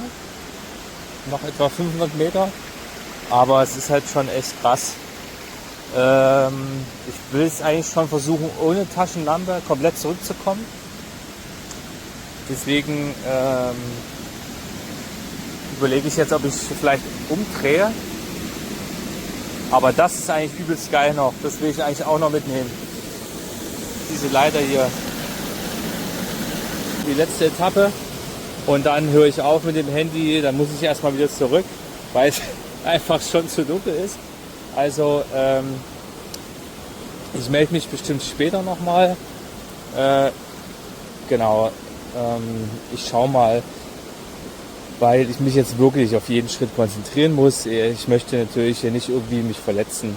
Na, selbst ein falscher Schritt und dann fällt man in den Bach oder schneidet sich irgendwo an einem Ast, muss ja nicht sein. Aber geil ist es, echt geil. Geil ist es. Da hinten ist noch ein bisschen Licht. Cool. Na gut, dann gebe ich mich mal der Dunkelheit hin. Mein Auge stellt sich langsam drauf ein, finde ich echt geil, wie sich das Auge so auf Helligkeit und Dunkelheit einstellt. Naja, so, also dann bis später. So, also nochmal, man muss sich wirklich 100% jetzt auf jeden Schritt konzentrieren. Ich lege das Handy gleich wieder weg, ich wollte es euch nur zeigen. Das Problem ist bei der Dunkelheit, man hat nicht mehr so Relation, wie hoch was ist. Ich versuche es trotzdem erstmal ohne Lampe und dann schaue ich mal, wie weit ich komme. Ich würde schon gern alles ohne Lampe zurückgehen. Vorsichtig. Mal schauen. So, hier unten ist... Genau, also, ja, ich finde es geil. Mir macht es Spaß, mich auszutesten, auch was Dunkelheit angeht, die Ängste angeht, Dunkelheit, allein sein, mit sich und mit seinen Gedanken, die dann halt so kommen in der Dunkelheit. Genau, so, also dann, ich muss mich jetzt hier wirklich konzentrieren. Nur noch Umrisse. Ja, hier ist mein Kopf. So, genau, Also, auf jeden Fall, was ich für mich gelernt habe, ist echt krass. Also die Dunkelheit, die hat mir früher unfassbar viel Angst gemacht. Ich wurde mal als kleines Kind im Keller und so, und es war mir zu krass alles, ne? Und das ist so, und sowas, so entstehen dann extreme Ängste, die man bis ins Erwachsenenalter reinträgt. Und jetzt habe ich mich in den letzten Jahren den Ängsten gestellt. Es kommt natürlich immer mal wieder, und man muss es immer wieder mal machen, damit man das dann irgendwie, damit man damit umgehen lernt. Und es ist krass, ich will jetzt eigentlich gar keinen Ratgeber hier machen, so, aber ich will einfach euch das mitteilen, so, vielleicht kennt ihr das oder so, also probiert es aus. Es ist echt spannend, was so ist in der Nacht auch, oder und was man so sieht und so, ist spannend. Also dann, ich muss jetzt echt noch über eine Stunde und 30 Minuten zurück, deswegen bin ich jetzt erstmal offline, also dann. Okay, also ich habe jetzt doch Stirnlampe angemacht, geht echt nicht. Also das ist zu krass, weil es glatt ist, nass ist, dann die Steine, das ist ja kein Weg wie in Deutschland, wo man einfach nur geradeaus läuft, so, sondern es ist einfach nur holprig, und darunter geht es dann extrem ab. Das ist mir einfach jetzt zu riskant, und deswegen, so ist es mit Licht, ist es wie bei Tag, ne? Zumindest sieht man, wo man hintritt, das ist schon nicht schlecht. Ja. Na gut, ne? Jetzt wird es ein bisschen entspannter. Ich habe gedacht, ich mache jetzt noch mal ein kurzes Video. Ich bin jetzt schon auf dem Rückweg. Und ja, es ist alles dunkel. Man hört es leicht plätschern. Den Bach hört man, und sonst halt wirklich gar nichts. Kaum Tiere. Ich habe einen Falter gesehen. Irgendwas, vorhin bin ich erschreckt, weil irgendein anderes Tier erschreckt ist. Also es war wahrscheinlich einfach nur ein Vogel oder sowas. Aber ja, absolut ruhig, sonst hört man kein Tier mehr. Die schlafen vielleicht alle schon. Ich weiß nicht, wie das hier ist. Wer weiß. Na gut, ich gehe mal weiter. Also, ihr glaubt es nicht, manchmal ist es echt kurios. Ich laufe jetzt hier schon lange rum, ne? Und auf einmal steht eine Schippe auf dem Weg. Ich denke so, die Schippe stand doch vorher nicht da. Ich bin nicht bekloppt. Die stand nicht da. Ist mir doch jemand gefolgt, so. Also, nee, also da gehen manchmal echt bekloppte Gedanken durch den Kopf. Das ist so ein Unfug. Nee, deswegen, als ob mich jetzt jemand mit der Schippe verfolgen würde. Oh nee, ich kann nicht mehr, ey. Ja, wie das manchmal so ist mit den ängstlichen Gedanken. Ne? Na gut, ich muss mal weiterlaufen, damit ich heute noch ankomme. Also, jetzt gebe ich noch mal ein Fazit ab. Also, ich sag mal so, war spannend. Hier ist übrigens noch mal so eine schöne Höhle. Auch geil. Also ja, es war spannend. Ich habe es mal gemacht. Muss es jetzt aber so nicht nochmal machen. Denn also ohne Licht geht gar nichts. Man sieht einfach nichts. Es ist einfach komplett schwarz hier. Das geht nicht. Und vor allen Dingen, man kann nur diesen einen Weg natürlich gehen. So, also man kann nicht ausweichen, man kann nirgendwo anders hin. So, deswegen, Und interessant war es auf jeden Fall, meine Gedanken. Ich hatte so einen kurzen Zeit von Verfolgungswahn mal. Die Sache mit der Schippe, es war auch dezent schräg. Ich dachte, was zur Hölle, warum steht jetzt hier eine Schippe? Hab nach oben geguckt, rennt da einer oben irgendwo rum oder was? Hab niemanden gesehen. So. Und das war auf jeden Fall ein kleiner Streich so vom Kopf. Ja, und jetzt bin ich langsam, komme ich wieder zurück. Hier ist der Weg echt entspannt. Hier kann ich auch einfach nur mit dem Handy quatschen und laufen. Genau, war interessant auf jeden Fall. Also wenn ihr das mal machen sollt, nehmt auf jeden Fall eine Lampe mit. Das ist das A und O, sonst wird es einfach krass. Also sonst ist man hier, glaube ich, im Kriechen. Weil man einfach nicht also an manchen Stellen nicht mehr die Steine sieht, wie hoch die sind. So. Und dann sich vertritt. Na gut. Ich mach mal weiter. So sieht's da aus. Ich kann euch ja noch ein bisschen zeigen hier. Hier geht's jetzt, ne? Hier ist es echt entspannt zu laufen.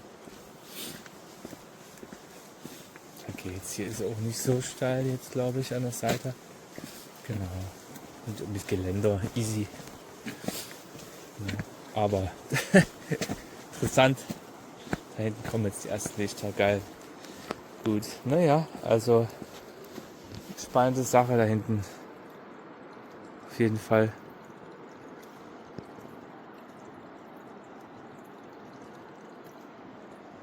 Da unten ist irgendwo der Bach.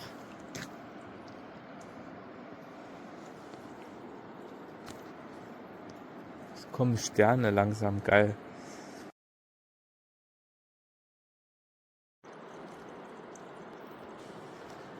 So, ich habe mich jetzt nochmal dazu entschlossen, geradeaus zu laufen im Dunkeln. Langsam. Und einfach zu fühlen und nochmal innezuhalten, die Sache mit der Angst und so und den Verfolgungswahn, beziehungsweise das Gefühl so, was ist hier so, ne? Genau, da gucke ich mal, atme dann einfach und schau mal, ob es weggeht. Ne? So, genau, das wird besser. So, also es ist halt einfach, ich würde euch gerne mehr zeigen, aber hier ist einfach nichts, man sieht nichts, man erkennt einfach gar nichts. Ich sehe nur oben die Sterne noch.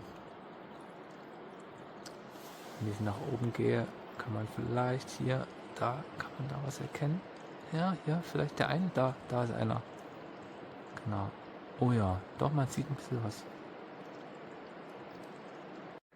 So, ich bin fast zurück.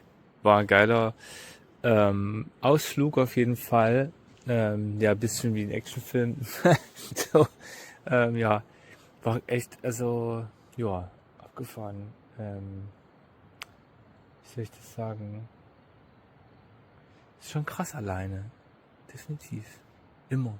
Irgendwie. Alleine und dann, also vor allen Dingen, irgendwo hinzugehen, wo wirklich nichts ist, wo kein Mensch ist, nicht mal, also gar nichts, nicht ein Haus, nicht irgendwas, sondern einfach nur reine Natur.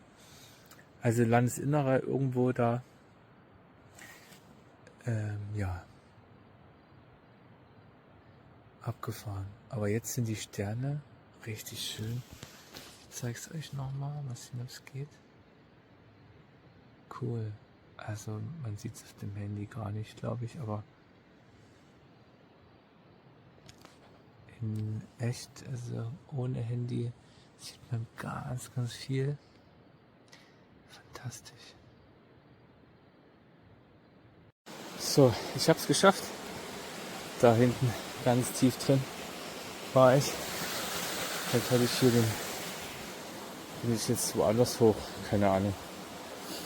Ja, jetzt gehe ich noch zur Unterkunft. Esse dann Salami-Kässchnitte und gehe noch duschen. Und dann war's das für heute. So, noch ein paar Katzen besuchen. Hier ist noch eine. Da ist noch eine.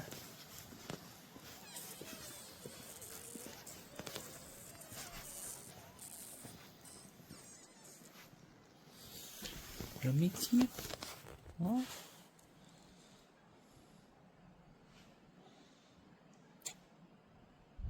Kein Licht. Nee. Ja, das ist ein bisschen wie in Tunesien. Katzenparadies. Hier ist eine, da ist noch eine. Es geht bestimmt so weiter. Hallo. Hallo, kleine Katze. Ui, da war ich zu schnell. Da war ich zu schnell jetzt. Naja. Keine Angst. Also das ist jetzt echt schön, hier noch runter zu laufen. Hier wohnen auch ganz viele Einheimische. Das ist auch echt schön. Das ist auch echt ruhig hier. Wow. Hammer. Klar, also auf dem Video sieht man das nicht, aber das ist schon steil. Ne? sieht man. Man muss es, glaube ich, selbst gelaufen sein. So, dann merkt man das nach vielen, vielen Kilometern im Bein.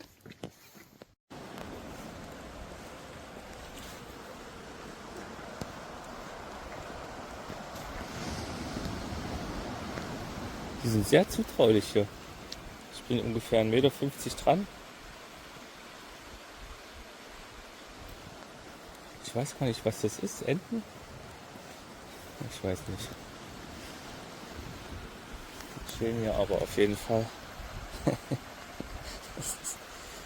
Ja. Ich gehe jetzt an den Strand und genieße die Sonne.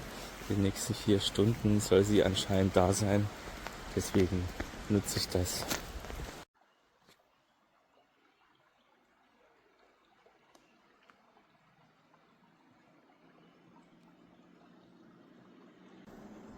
Ich drehe mich so um und dann sehe ich ganz oben eine Katze auf dem Dach rumlaufen.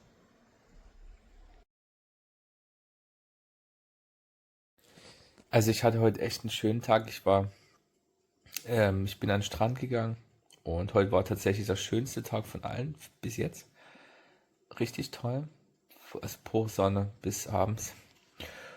Und jetzt bin ich noch einkaufen gewesen, habe mir was zu essen gemacht und jetzt habe ich gerade die Katze entdeckt, die auf dem Dach rumläuft und meine Nachbarn, da gibt es irgendwie so, da ist jemand, der hat einen Vogel, einen Papagei oder sowas und der macht lustige Geräusche, also sowas wie und das macht er immer wieder. Das ist echt lustig. Also ich denke mir so, was jemand da los spricht, also keine Ahnung, aber es ist auf jeden Fall, als würde manchmal jemand pfeifen. Ja, genau. Aber was wirklich krass ist, sind ich gehe mal schnell zum Konsum. Das ist krass, da ist man dann einfach 30, 40 Minuten runter und 40 Minuten nach oben. Das ist so, das sprengt alles und dann muss man es natürlich auch übelst krass den Berg hochschleppen. Das Schöne ist, man hat einen geilen Ausblick und es ist auch allgemein hier ruhig sehr oben. Also, aber da ich ja sowieso immer ohne Auto reise und ich selbst auch kein Auto habe, steht es für mich auch außer Frage, ein Auto zu mieten oder sowas. Das muss ich nicht haben. Dann reise ich lieber ganz langsam und ja, Stück für Stück. Genau, ja, also ansonsten, ich bin gespannt morgen, wo es mich hintreibt. Ich weiß ja nicht genau. Ich mache es vom Wetter her abhängig. Mal schauen. Und dann gucke ich mal, wo es mich hintreibt. Und dann, ja, ist nicht mehr so viel Zeit, noch ein paar Tage, dann werde ich schon, also übermorgen muss ich spätestens meine Rückreise antreten. Dann werde ich dann wieder Richtung Funchal weiter und dann die letzte Etappe wieder zum Flughafen, damit ja die Abreise nicht so hardcore-mäßig ist und so lange dauert. Genau, ja, also ich genieße jetzt hier noch die Zeit hier an diesem Ort. Das ist echt schön hier. Und ja, bis dahin. Guten Morgen. Also, ich dachte, ich mache noch mal ein Video heute. Ich weiß gar nicht, heute ist der 12. Tag. Genau, 12 Tage allein. So. Und ich muss sagen, als ich heute aufgestanden bin, habe ich gedacht, heute wird es echt schöner, aber heute ist es tatsächlich nicht so schön. Aber ich versuche trotzdem das Beste draus zu machen. Ich bin jetzt trotzdem an sich dran gegangen. Habe den Weg auf mich genommen mit Tasche und Rucksack. Ist jetzt nicht unbedingt leicht, aber ich dachte mir, ich sitze jetzt erstmal hier ein paar Stunden und meditiere und lese ein bisschen und ja, mache mir Gedanken, wie es weitergeht, wo ich jetzt hin will, weil so richtig bin ich mir nicht sicher, ob ich dann jetzt wieder in die Stadt will, eigentlich nicht. Oder ob ich noch irgendwie hier einen Tag ausfahre, ich weiß noch nicht. auf jeden Fall, was mir aufgefallen ist, ich hatte bei einem Laden so ein schlechtes Gefühl und dann, ja, also so wie, als würde sie mich, ja, als würde sie was Falsches abrechnen. Und tatsächlich war es dann auch so. Das finde ich immer schlecht. Sehr schlecht sowas. Ich meine, wenn man das einmal macht, kann das ein Versehen sein. Aber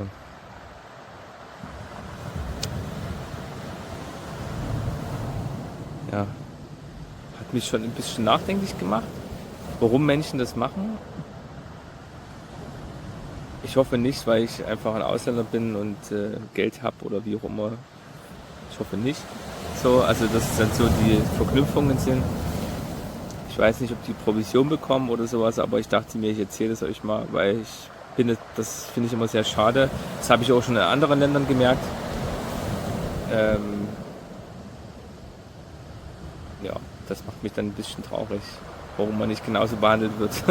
Ja, aber gut. Ich bin trotzdem immer wieder neu in den Laden rein und lasse mir natürlich jetzt jeden Kassenbon geben und gucke dann direkt nach, damit ich auch sicher sein kann. Das ist halt echt krass. Klar, das kann auch in Deutschland passieren und überall. Ne? Es gibt ja auch mal Einzelfehler, die passieren. So, aber da war es wirklich, es war sehr schräg und ich glaube, die Frau hat das auch gemerkt dann im Nachhinein. Jetzt sind auf einmal, ja, die Einkäufe deutlich günstiger. Ich fand es echt schräg. Naja.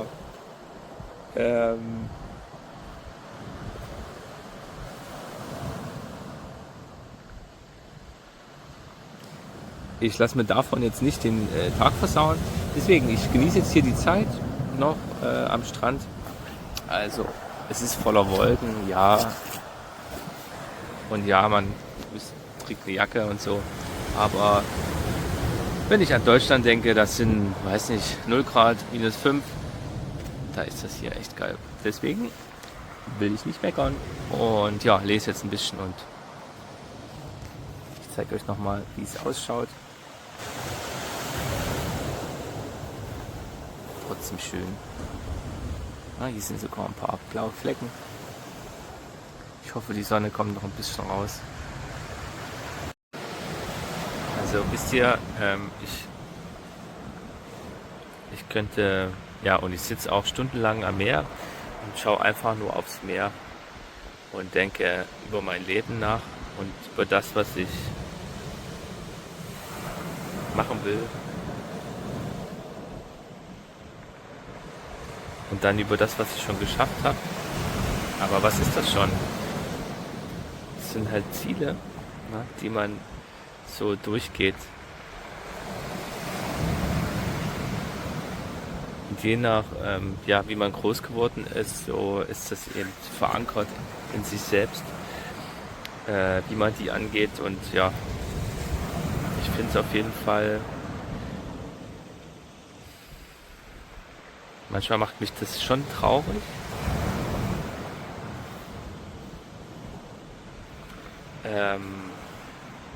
Wenn ich am Meer bin, ganz für mich alleine, darüber nachdenke, ohne Ablenkung und auch das Handy. Also ich benutze das Handy wirklich nur für die Videos.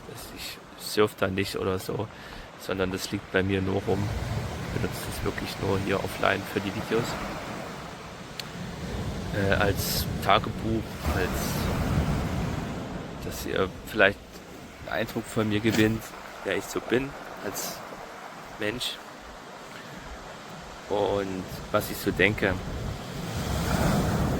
Also im Endeffekt ist für mich immer das große Ganze so, was machen wir hier auf der Welt?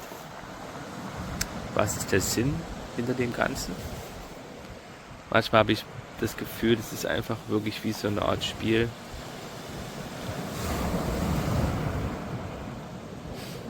Klingt ziemlich crazy, ich weiß, aber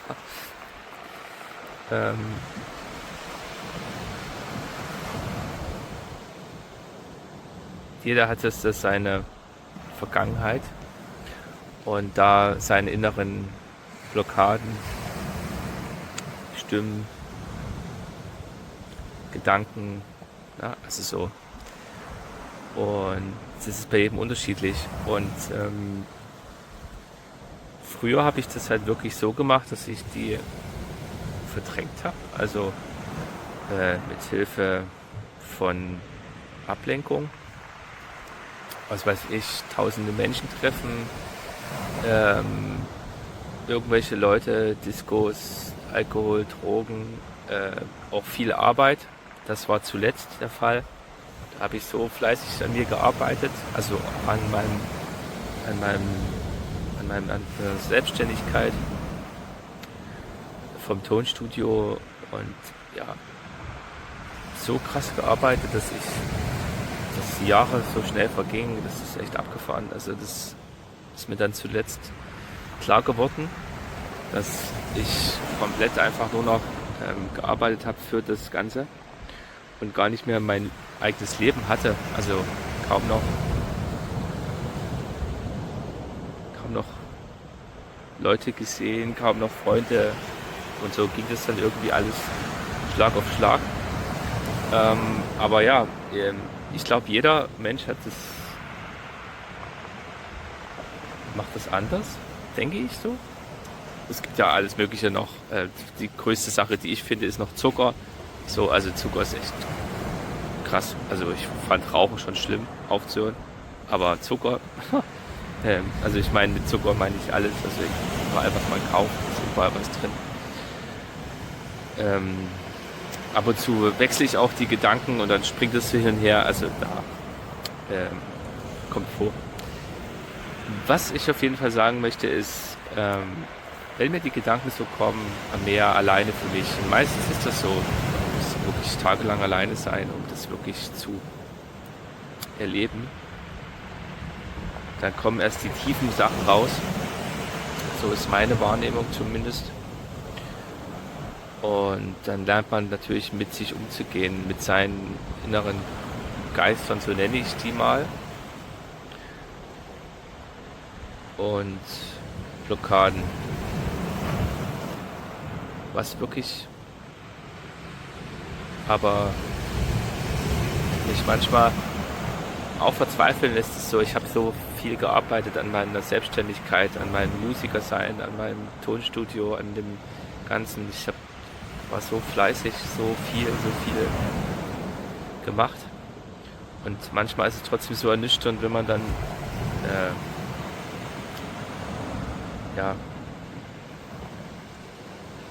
man kämpft und dann merkt man, es reicht trotzdem nur gerade so.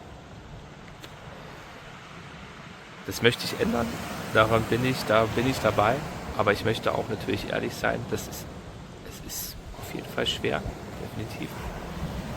In der Künstlerszene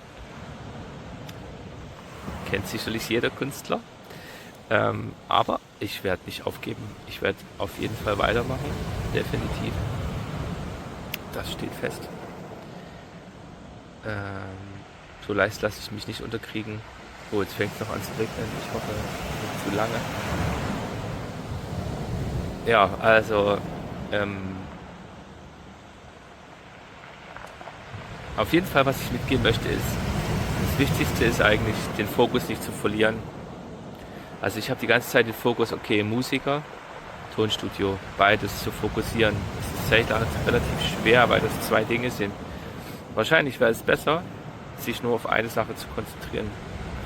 Aber als Künstler ist es schon sinnvoll, sich auch etwas breiter aufzustellen. Und ich habe auch schon ein paar andere Ideen, wie ich das noch machen kann. Als Selbstständiger meine ich. Da muss man einfach ein bisschen ein breiteres Spektrum haben, finde ich. Dann geht es auch, dann ist es nicht so schlimm. Ja, also vielleicht kennt der eine oder andere das, was ich ja gerade schon sagte, ist nicht aufgeben, niemals. Immer fokussiert bleiben, auch wenn die Gedanken manchmal echt ziemlich zerstörerisch sind, trotzdem dran zu bleiben. Das ist richtig schwer. Aber Aber genau das ist es. So habe ich das zumindest bei mir erlebt.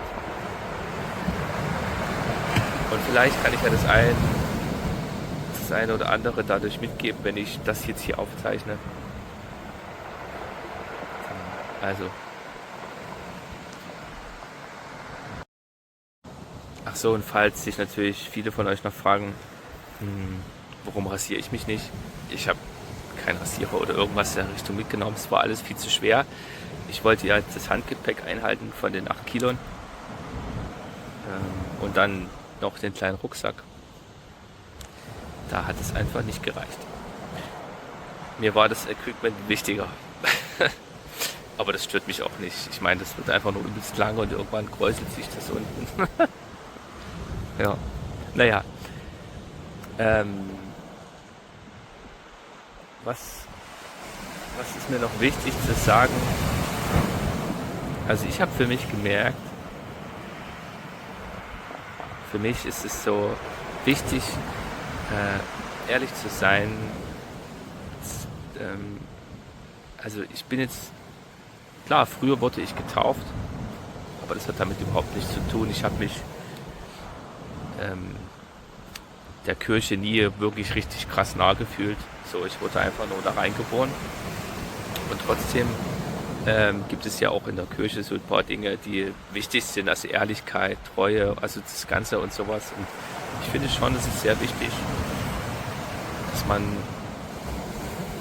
in seinem Geist rein bleibt und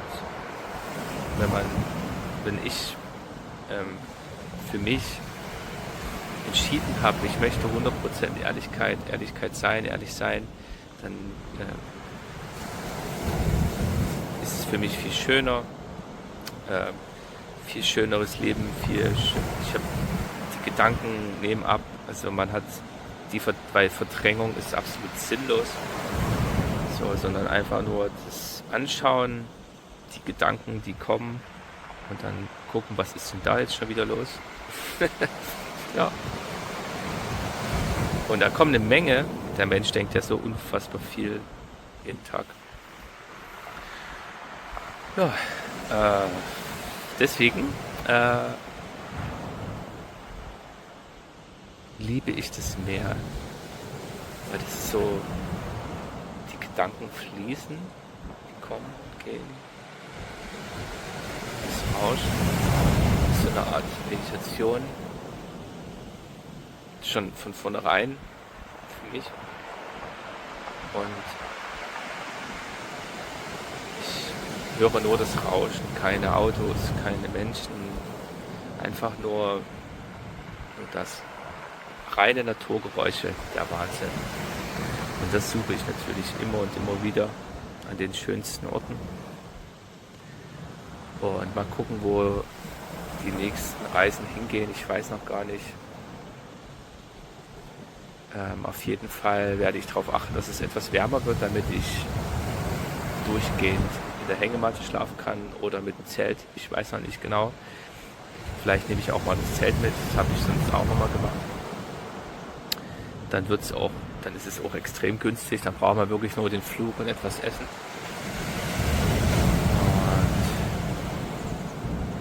Und was mir aber auf jeden Fall auffällt, ist, manchmal kommt die Traurigkeit, dass ich komplett alleine bin. Und dann vergeht sie auch wieder. Manchmal kommt bei mir eine Träne raus. Dann denke ich an Vergangenes.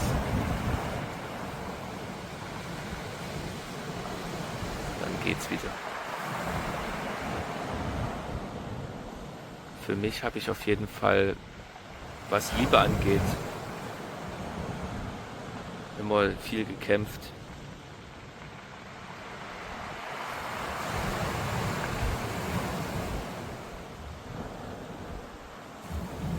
Die letzte war wirklich sehr schlimm. Am Ende.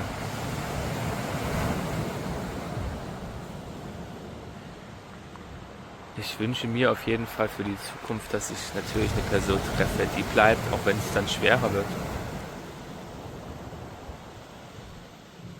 Und nicht einfach geht. sich jemand Neues sucht.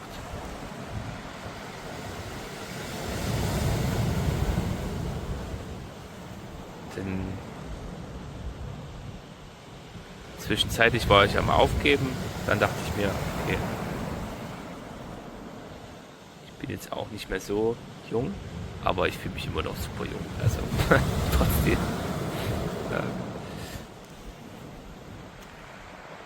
Ja, naja. Ich wünsche mir einfach echte Nähe. Richtig nah sein. Also so nicht nur körperlich anwesend durch irgendwelches Ding wie Sex oder so, sondern wirklich richtig emotional offene Verbindung.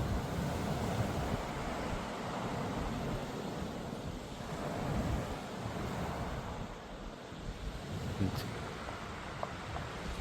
eine Person, die auch mit sich schon im Reinen ist, geklärt ist, also sich schon ein paar Dinge angeschaut hat, und sich selbst natürlich auch liebt. Und ich weiß, wie schwer das ist. Manchmal habe ich auch einen Tag, wo ich mir denke, oh nee, es geht echt nicht klar. Normal, ganz normal, glaube ich. Es geht halt immer auf und ab. Naja, ich habe jetzt hier echt schon lange das Video laufen. Ich könnte wahrscheinlich noch ewig so weiterreden.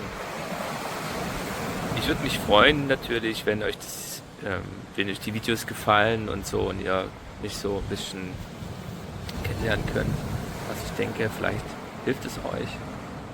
Und man fühlt sich nicht mehr so allein, denn ich fühle mich manchmal echt verdammt allein, was das angeht. Echte Nähe, echte Verbindung. Und auch Menschen, die sich halt, das wünsche ich mir auch, nicht betäuben die ganze Zeit. Ich selbst war früher auch so, ich verurteile das nicht. Aber ich wünsche mir jetzt etwas anderes.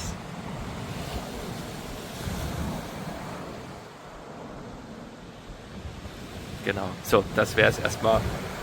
Jetzt genieße ich hier noch die Wellen. Ja, mal kurzes Update. Ich war gerade im Wasser.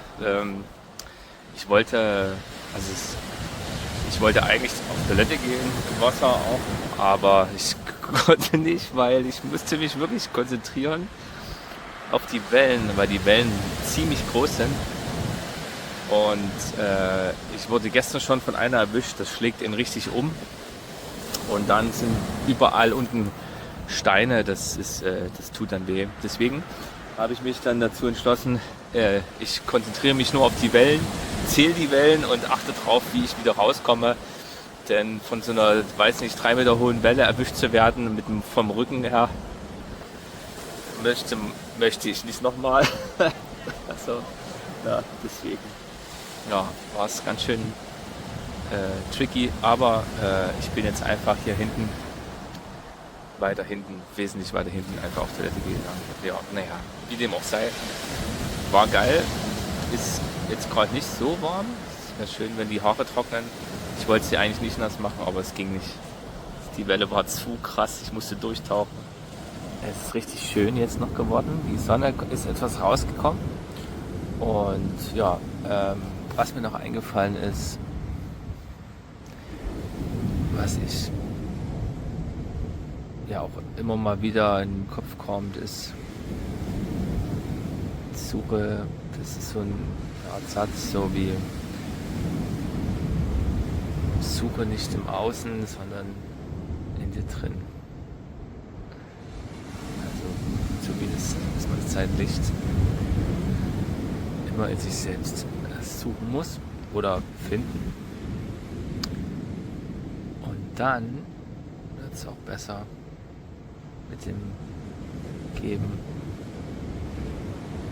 und Nehmen, dem Teilen. Also ja, ich höre so schöne Meditationsmusik nebenbei.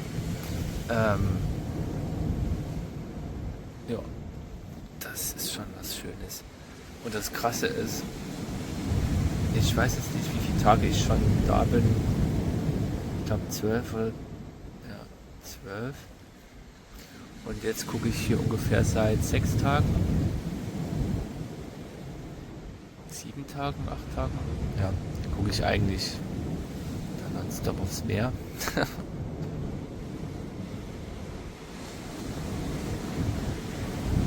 Und versuche präsent zu sein. Also hier im Jetzt. Gar nicht so einfach. Aber ich übe damit. Ein kleines Minibuch habe ich auch, aber das habe ich noch gar nicht weiter gelesen, weil ich viel mehr die ganze Zeit versuche, das Jetzt zu spüren. Also die Sonne während meiner Haut, weht so rum. Ich atme ein und atme aus.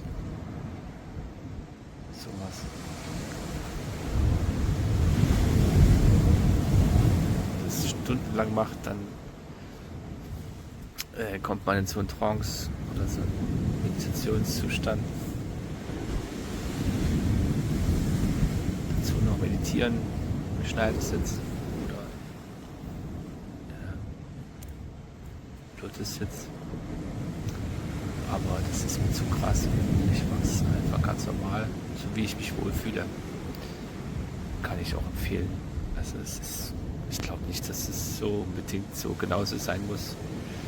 Auch mit dem Rücken gerade hin und her. Sehe ich nicht so. Muss jeder für sich selbst, glaube ich, rausfinden. Naja, auf jeden Fall genieße ich jetzt noch die Zeit hier sehr. Denk noch etwas nach, lass die Seele baumeln und versuche noch mehr im Hier und Jetzt zu sein.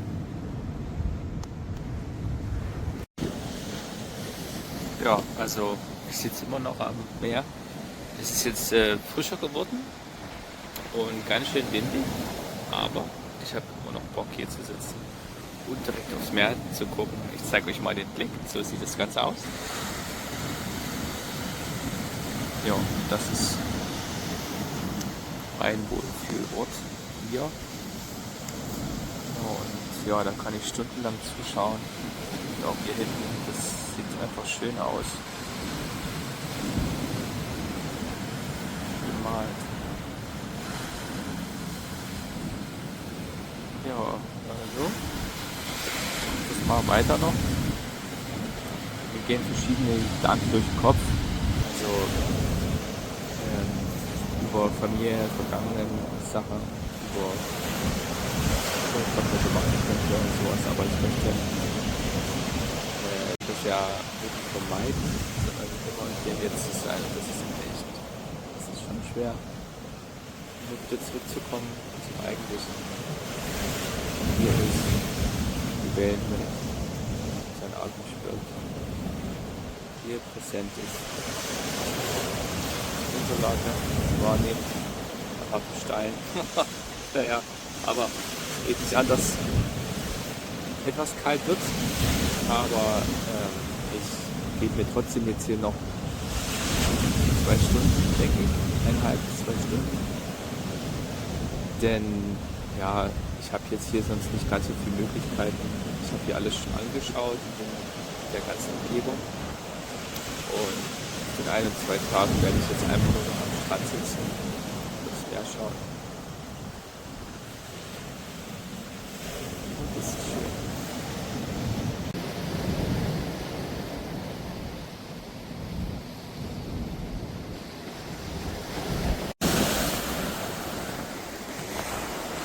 Also ich stehe jetzt ziemlich hoch, ja, so auf 3-4 Meter. Man hat das nicht so richtig im Blick. Aber die Wellen sind hier schon echt krass. Also die sehen auf jeden Fall auf dem Handy viel kleiner aus. In Wirklichkeit sind die ganz schön stark. Ja, also richtig krass.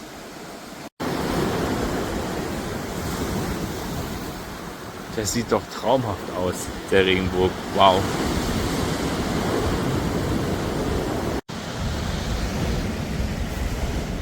Also da, wo ich gestern lag, kann ich nicht mehr liegen. Das ist alles überschwemmt. Die Wellen ragen bis hierher. Das ist richtig krass. Also die sind richtig hoch. Da unten geht es nämlich ganz schön nach unten. Ich weiß gar nicht, ob ich überhaupt hier sitzen bleiben kann, aber ich gehe mal von aus, dass es gerade so geht. Ich tue euch nichts. Schild.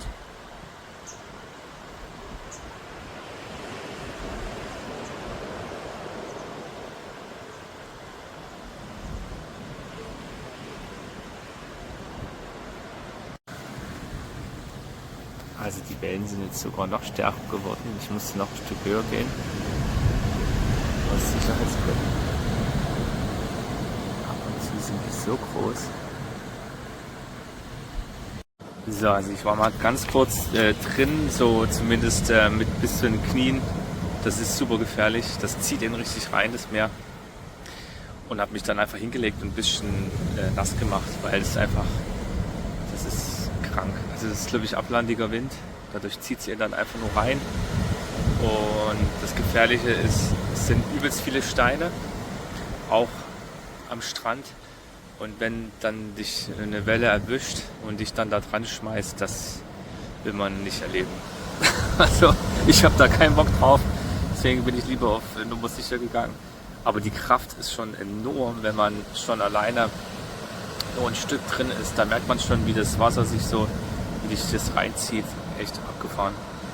Ich dachte, ich mache mal ein Video noch von vorne, damit ihr den Strand mal seht. Also ich bin hier ganz alleine, weil nur verrückt anscheinend hier rausgeht bei dem Wetter. Aber das Wetter ist jetzt gerade übelst geil geworden. Also schaut mal selbst. So sieht es hier aus. Ponta do Sol. Ein Mensch. Ich allein bei den Steinchen. Das Wetter ist jetzt fantastisch. Der Wind ist natürlich hardcore, aber es ist okay. So, naja. Ich werde mich heute hier schon von diesem Ort verabschieden müssen, da ich dann weiter laufe. 5 Kilometer an der Küste lang, mal gucken. Ich muss durch 2 Tunnel,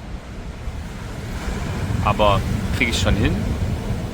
Die einzige Sache ist ein bisschen der Benzingestank, der da in den Tunneln ist. Ansonsten ist es ganz schön. Ja, also die Traurigkeit ist so, wie ich muss jetzt den Ort verlassen, den ich sehr schön fand in den letzten Tagen. Gleichzeitig auch Erinnerungen, die hochgekommen sind von früher, von meiner Ex-Freundin, als wir mal mehr Urlaub gemacht haben und so. Ja, sowas kommt halt eben dann immer mal wieder hoch. Finde ich ein bisschen nervig, aber ja, geht wohl nicht zu ändern. Und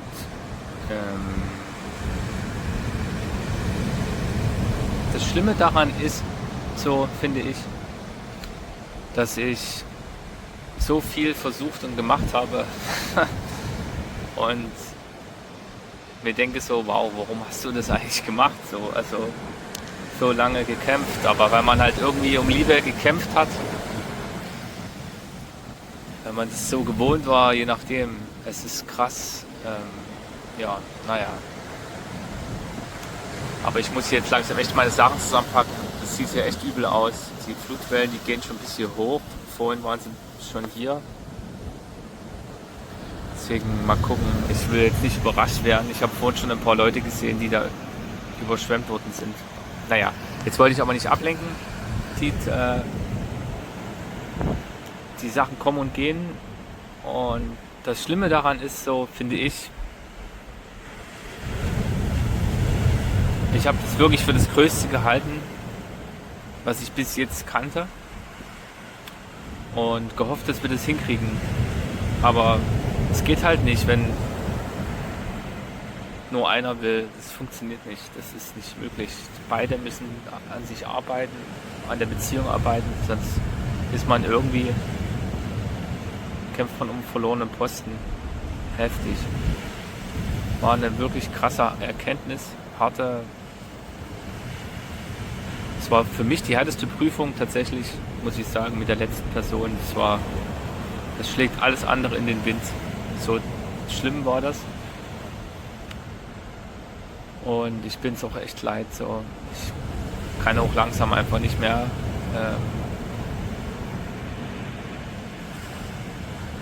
Ich möchte einfach jemanden haben, der auch bleibt dann.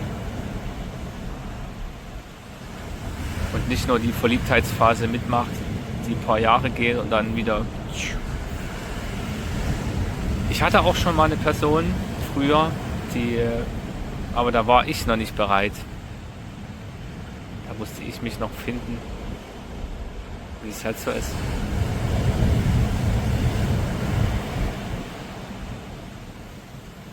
Und jetzt habe ich das erlebt. Nur war ich diesmal auf der anderen Seite. Ich wollte es so sehr und dann die andere Person nicht bereit. Verrückt. Wie das so spielt, das Leben. Irgendwann erkennt man sich selbst in der anderen Person und auch wieder andersrum.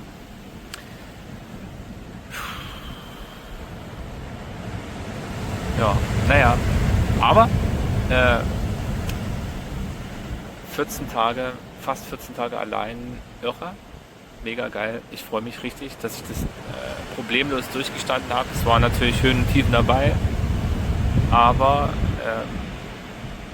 ich kann damit umgehen. Habe es zumindest jetzt besser gelernt noch. Und es wird auch, denke ich, immer besser werden, je öfter man sowas macht. Und vor allen Dingen das Geile ist so dieses absolut spontane Reisen. Also heute nicht wissen, was morgen ist oder andersrum oder jetzt noch nicht wissen, wohin, wie, was. Ja, so, ich meine, ich habe schon ein Ziel, ja, aber trotzdem, aber solche Dinge sind geil. So ganz spontan habe ich früher auch nicht so krass gemacht. Also nicht in der Form. Ja, und vor allen Dingen, also dieses alleine Reisen habe ich schon mal kurz gemacht, wie gesagt, eine Woche, mal ein paar Tage und so, aber noch nicht so lange. Also, und was wirklich krass ist nach einer Beziehung, wenn die vorbei ist, alleine zu sein, das durchzustehen, die Emotionen durchzumachen, zu weinen, zu reflektieren, was lief da, was lief falsch und sowas und nicht einfach verdrängen. So, das ist sinnlos. So, verdrängen oder sich kleine neue Personen suchen nach ein paar Monaten. Das löst leider nicht das Problem. Nicht die Wurzelkerne. Trotzdem wünsche ich mir so sehr eine Verbindung. Aber ich kann gut alleine sein und wenn es nicht ist, dann ist es halt nicht. Bevor ich in irgendeiner Beziehung feststecke, die mir überhaupt nicht gut tut, dann bin ich dann doch lieber alleine. Und ja.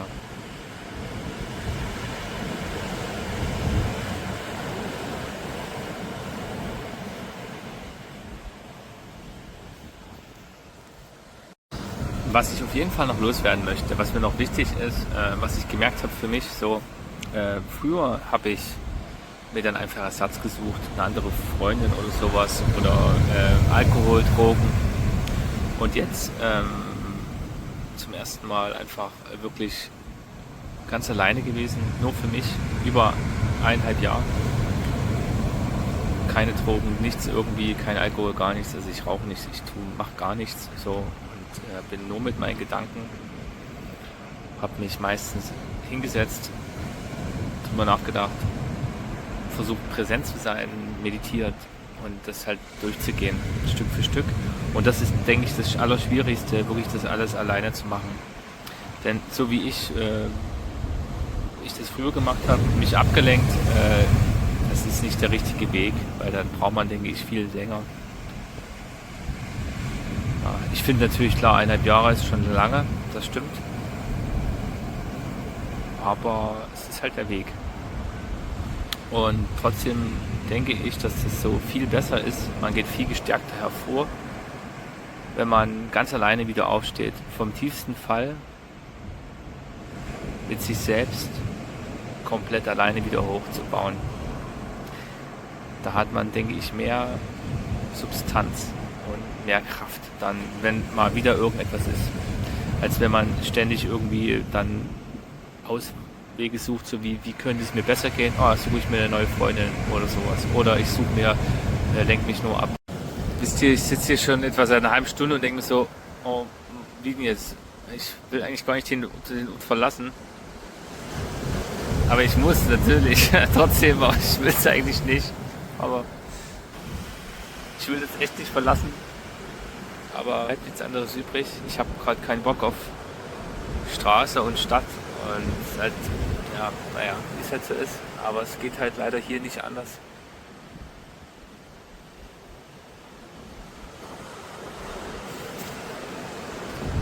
Aber ich werde noch die 10 Minuten Sonne mitnehmen und dann mich aufmachen. Also die Naturgewalten sind schon echt krass. So, ich stehe hier auf einem Punkt, der ist bestimmt 5 Meter höher, deswegen kommt das gar nicht so rüber, aber es ist echt abgefahren. Also wenn ich dran denke, wie das Meer vor ein paar Tagen war, wie flach. Mal gucken, vielleicht kommt gleich nochmal eine Monsterwelle. Da hinten sind auch richtig... Da kann man gar nicht mehr sitzen, dort wo ich letztens saß.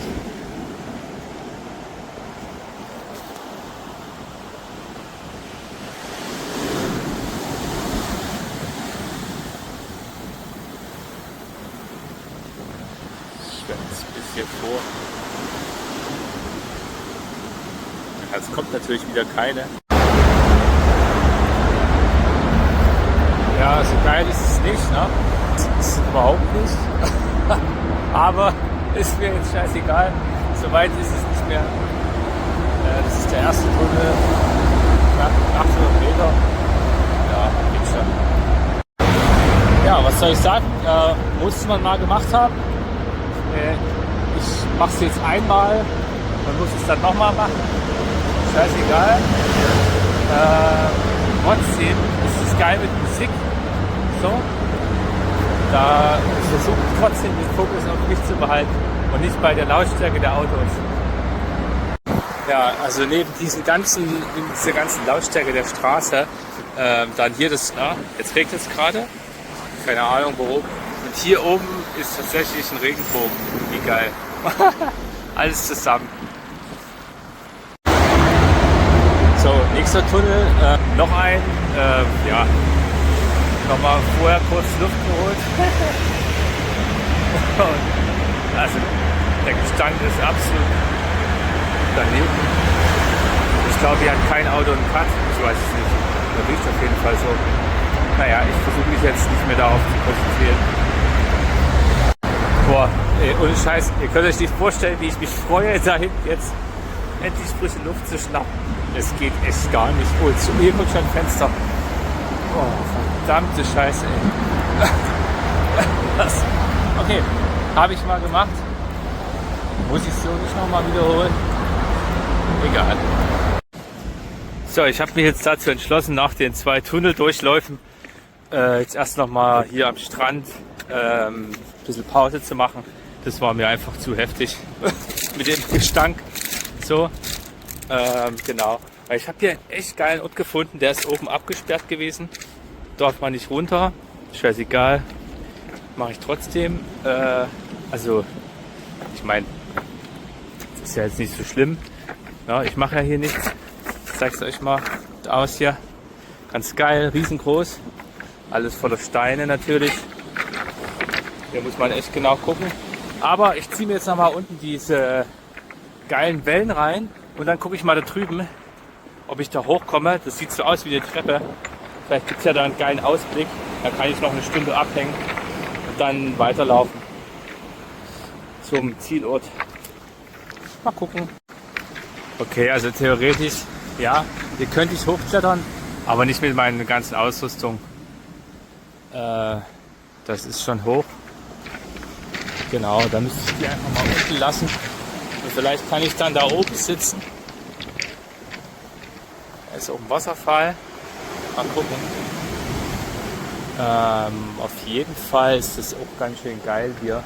Hier ist halt kein Mensch. Darf halt nichts passieren. Ja, das gibt's doch nicht. Ey, krass, jetzt finde ich hier so eine richtig geile Höhle.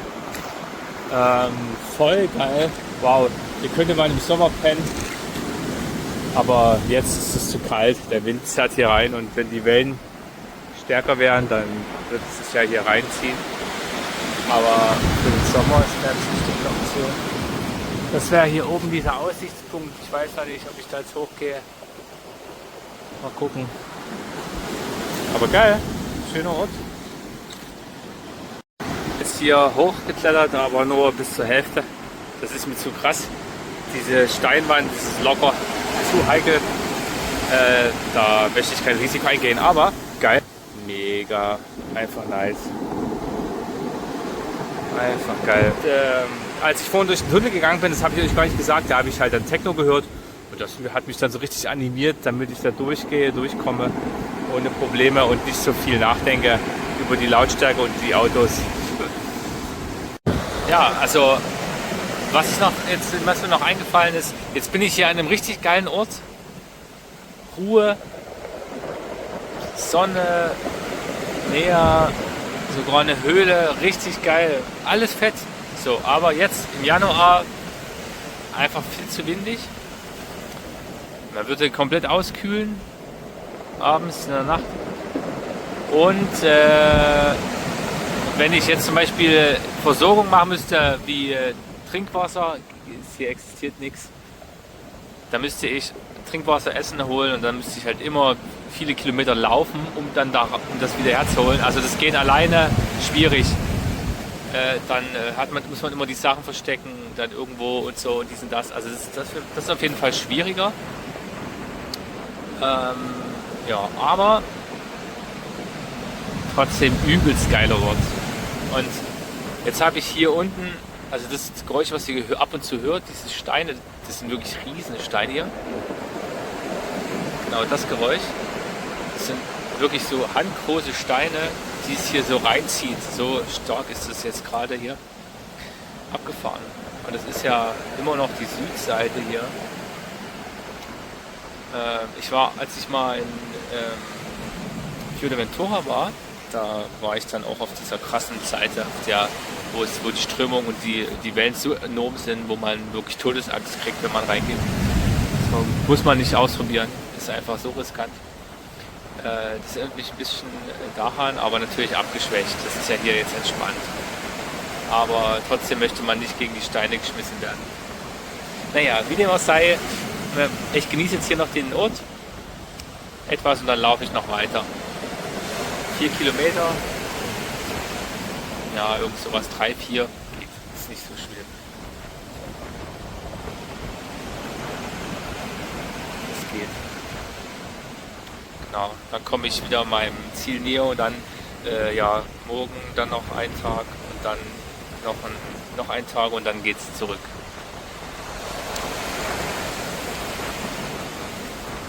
So schnell kann es gehen. Ach genau, und damit ihr so seht, was ich so esse, also ich habe hier ein Reisbrot, habe heute 2 Bananen gegessen, eine Apfelsine und so 6 Scheiben von dem Reisbrot. Ja. Ist nicht so viel. Ich werde mir wahrscheinlich nachher noch was holen. Mal schauen. Aber ich sag mal so, ich war auch essen im Urlaub 2-mal. Aber ich lege da gar nicht so den Wert drauf, auf so übelst krasses Essen. Ja, es ist auch schön, na klar, aber ich mag es dann einfach ganz einfach für mich auch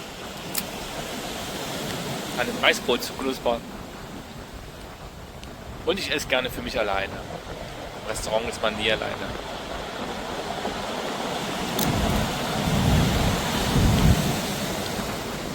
Ja.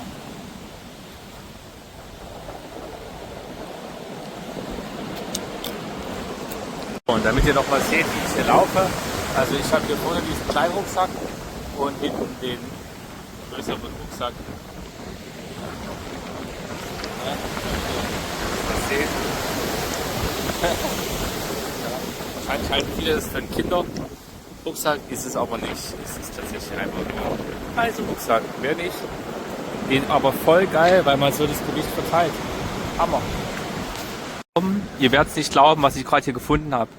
Also es ist so, ja, Holz. Und sowas würden manche in Deutschland, da würden sie wahrscheinlich ein Metall reinbohren, eine Lampe hinstellen, dann kostet 500 Euro. Und hier gibt es eine Menge davon. Oh, also hätte ich Platz in meiner Tasche, würde ich es mir gerne mitnehmen. Aber geht leider nicht. Muss hier bleiben. Ja, schaut euch das an. Ist das nicht geil? Oh mein Gott. Wisst ihr so, ich habe eigentlich nicht so richtig Bock auf Eis, dass es schweinekalt ist. Und dann Monate dauert es noch, bis man so draußen sitzen kann und baden. Ja, aber so ist das eben. Ne? Man kann natürlich nicht immer. Okay, eine Erinnerung an mich selbst. Ich liebe das Meer. Ich liebe das Meer. Ich liebe das Meer und die Sonne. Ich liebe das Meer so sehr.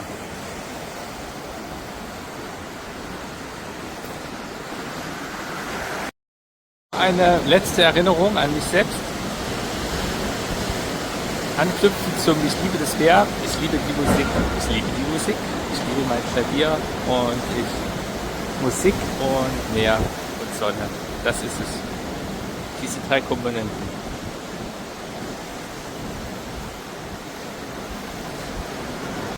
Und natürlich,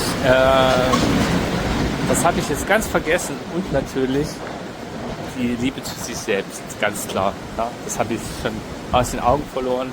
So, aber das ist ganz wichtig, essentiell. Und dann alles andere. So. Ja, geil. Bewegung ist geil, sich auf das Ziel freuen.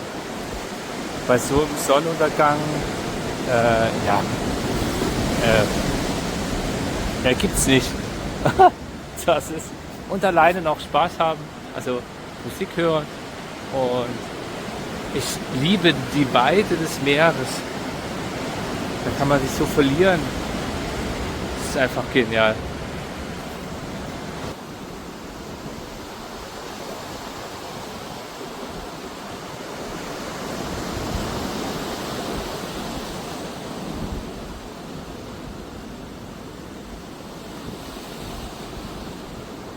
So, ich bin zurück und zwar habe ich mir eben was beim Supermarkt gekauft. Einfach nur ein frisches Brötchen, ein bisschen Schinken drauf und dann noch Käse da. Hammer, einfach geil. Und ich esse einfach, ich habe keinen Teller, dann nehme ich einfach die Tüte. Egal, aber es schmeckt echt lecker. Also Brot ist echt lecker und der Laden ist super. Der ist nicht so weit weg. Hammer. Und ich gönne es mir jetzt hier so richtig in diesem geilen Hotelzimmer. Hammer. Hab mir sogar noch ein alkoholfreies Bier gekauft zur Feier des Tages. So, ich dachte, ich mache noch ein Update, ein letztes für heute. Es war ein unfassbar schöner Tag. Ich bin sehr dankbar für alles, was passiert ist und auch für den ganzen Urlaub. Was ich alles so gesehen habe, wie ich die Zeit alleine verbracht habe, die Zeit zum Nachdenken über alles, die ich hatte und auch dieses Hier und Jetzt zu sein. Das war einfach fantastisch. Ich bin so dankbar. Und jetzt liege ich noch in der Wanne. Ich liebe Wanne. Und genieße sie jetzt noch mit entspannter Lounge-Musik oder ja, so Ambient Music. Und das liebe ich sehr. Ja, kann ich nur empfehlen.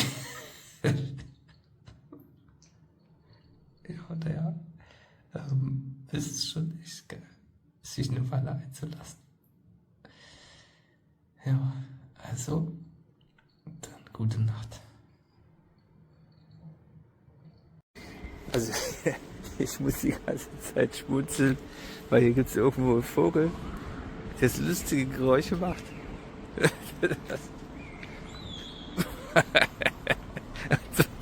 Als würde jemand...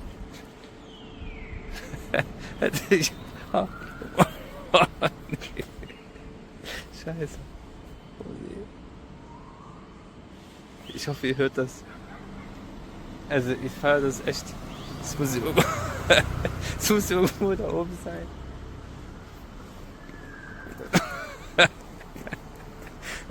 Ich glaube, da hat jemand entweder irgendwie so ein Kanarienvogel oder irgendein Papagei, ich weiß es nicht. Oh nee, das hört man ja bis hierher. Naja, ich gehe da nochmal dran vorbei.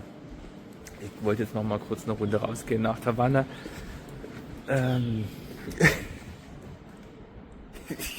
Als würde jemand hinterher pfeifen. Oh nee. Oh. Ich bin schon gefühlt 200 Meter weit weg. Man hört es trotzdem noch. Ja, genau, hier.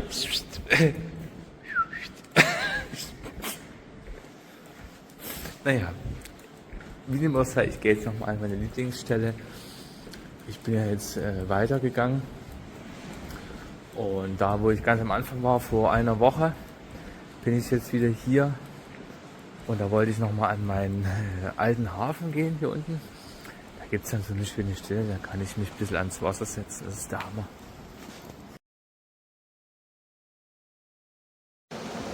Ja, schaut euch das mal an. Das ist der Hammer. Von hier. Hier kann man sogar richtig schöne Sterne sehen. Ich kenne mich jetzt nicht genauso aus. Ich kenne mich leider nicht aus mit Sternen. Ich kenne nur einen Großwagen und Kleinwagen und so. Aber das sieht man hier deutlich. Das ist auf jeden Fall gut zu erkennen. Dass es irgendein Sternzeichen ist. Welches? Keine Ahnung. Naja, und ansonsten geht es hier unten natürlich 5 Meter nach unten. Da darf man keinen Schritt weiter gehen. Sonst landet man im Wasser und auf den Steinen. Aber das sieht schön aus. Also ich habe mir hier ein Hotel gebucht mit Frühstück. Das Frühstück ist der Oberhammer. Und das wird tatsächlich der Frühstücksraum. Ich bin hier komplett ganz alleine. Ich finde es mega. Ich liebe sowas in aller Ruhe. Ich kann mir nur ansatzweise vorstellen, wie das hier zur Hauptsaison ist. Es muss Wahnsinn sein an der Lautstärke. Aber so ist es echt einfach fantastisch. So, der letzte Tag ist angebrochen. Ich mache jetzt sozusagen noch einen letzten Strandtag. Ich habe mir dafür diese Ecke hier ausgesucht. Habe jetzt hier so bequeme eine Decke hingeschmissen. Und da gönne ich mir jetzt noch ein paar Stunden Ruhe und später fahre ich dann doch mit dem Bus Richtung Großstadt und von dort aus dann weiter den nächsten Tag noch zum Flughafen. So, ich zeige euch mal was. Schön in der Sonne. Die waren gerade noch näher, die hatten aber Angst. Egal. Aber hier muss man ein bisschen aufpassen. Hier geht's ganz schön nach unten. Also wisst ihr, was ich hier so sehe, wenn ich einfach in der Umgebung schaue? Ich habe gerade meditiert und dann, weiß gar nicht wie lange, eine Stunde oder sowas, Dreiviertelstunde, das war ziemlich lange. Und dann dann sehe ich hier zum Beispiel aus diesem Stamm hier, das ist zum Beispiel hier so, hier ist der Mund, das Lächeln, hier die Augen. Ja, sowas sehe ich dann. Oh nee, also wirklich. Naja, ich finde es auf jeden Fall lustig.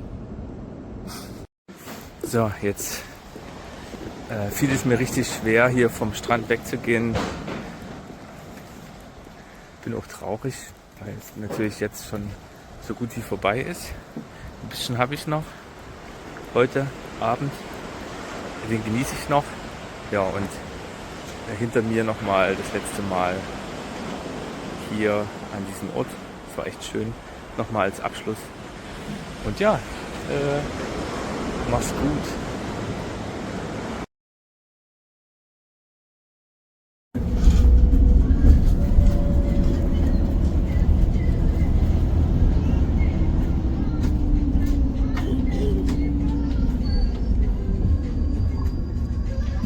So, ich bin zurück in Funchal.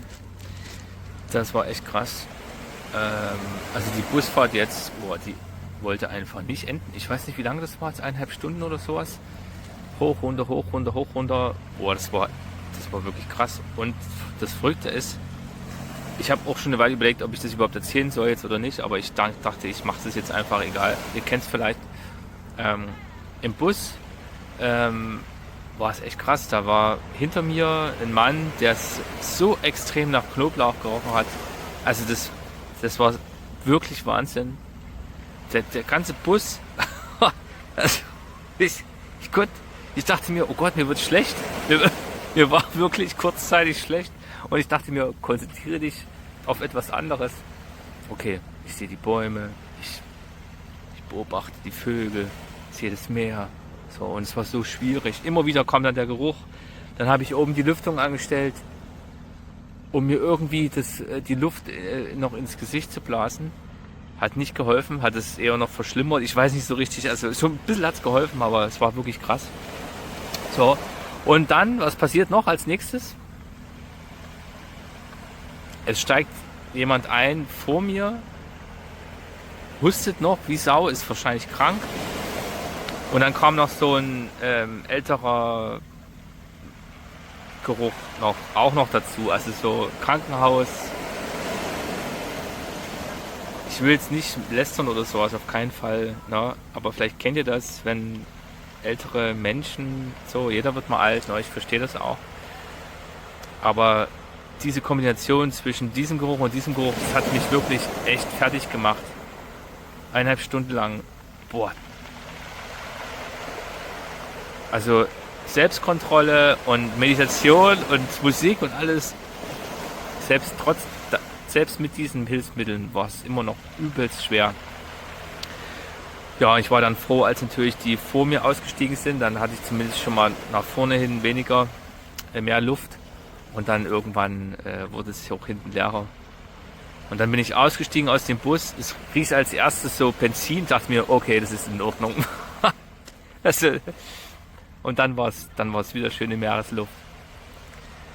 Ja, krass. Vielleicht kennt ihr das. Ich finde auf jeden Fall, ich habe dann zwischenzeitlich gedacht, das sollte eigentlich verboten sein. Das sollte eigentlich noch draußen so ein Schild stehen.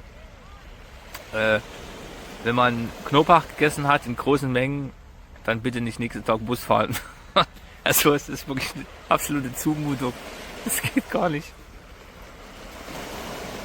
Ja, naja, ich wollte euch das jetzt mal noch erzählen, was mir da jetzt passiert ist. Und deswegen bin ich jetzt erstmal wieder ins Meer gegangen, um mich ein bisschen zu resetten. Aus der großen Stadt raus. Ich dachte wirklich so, oh, an was liegt das so? Ich hatte dann schon echt richtig Probleme. Aber Wahnsinn. Ja. Und jetzt esse ich Mittag. Irgendwie gegen 18 Uhr oder sowas. Aber am Essen lag es nicht, das weiß ich. Das ist nicht schlimm. Was gibt es? Brot mit Schinken oder hier Brot. Schinken drauf, mehr nicht. So, ich war jetzt nochmal richtig schön im Wasser.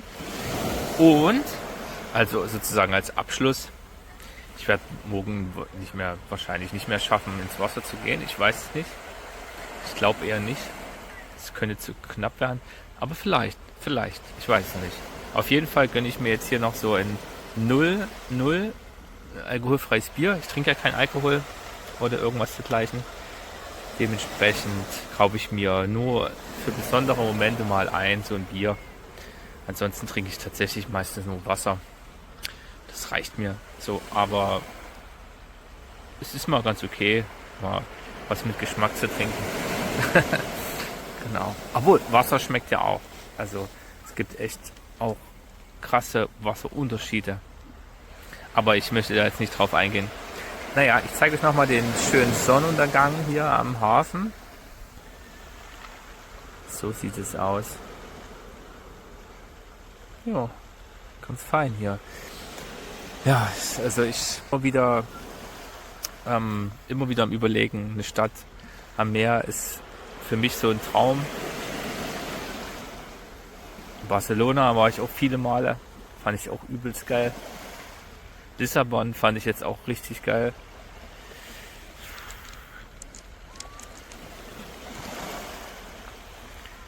Dann hatte ich mir auch schon mal Ostsee überlegt.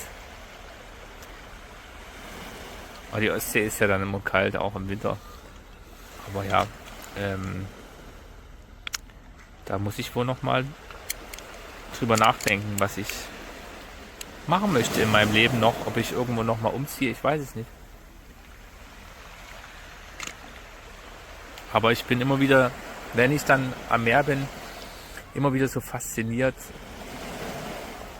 davon und es tut mir einfach so gut. Vielleicht kennt ihr das. Wenn ihr was habt, was euch wirklich erfüllt und dann überlege ich mir, okay, wie könnte ich das noch toppen? Also, wenn ich jetzt hier ein Klavier stehen hätte, direkt am Meer, das wäre auf jeden Fall der Jackpot.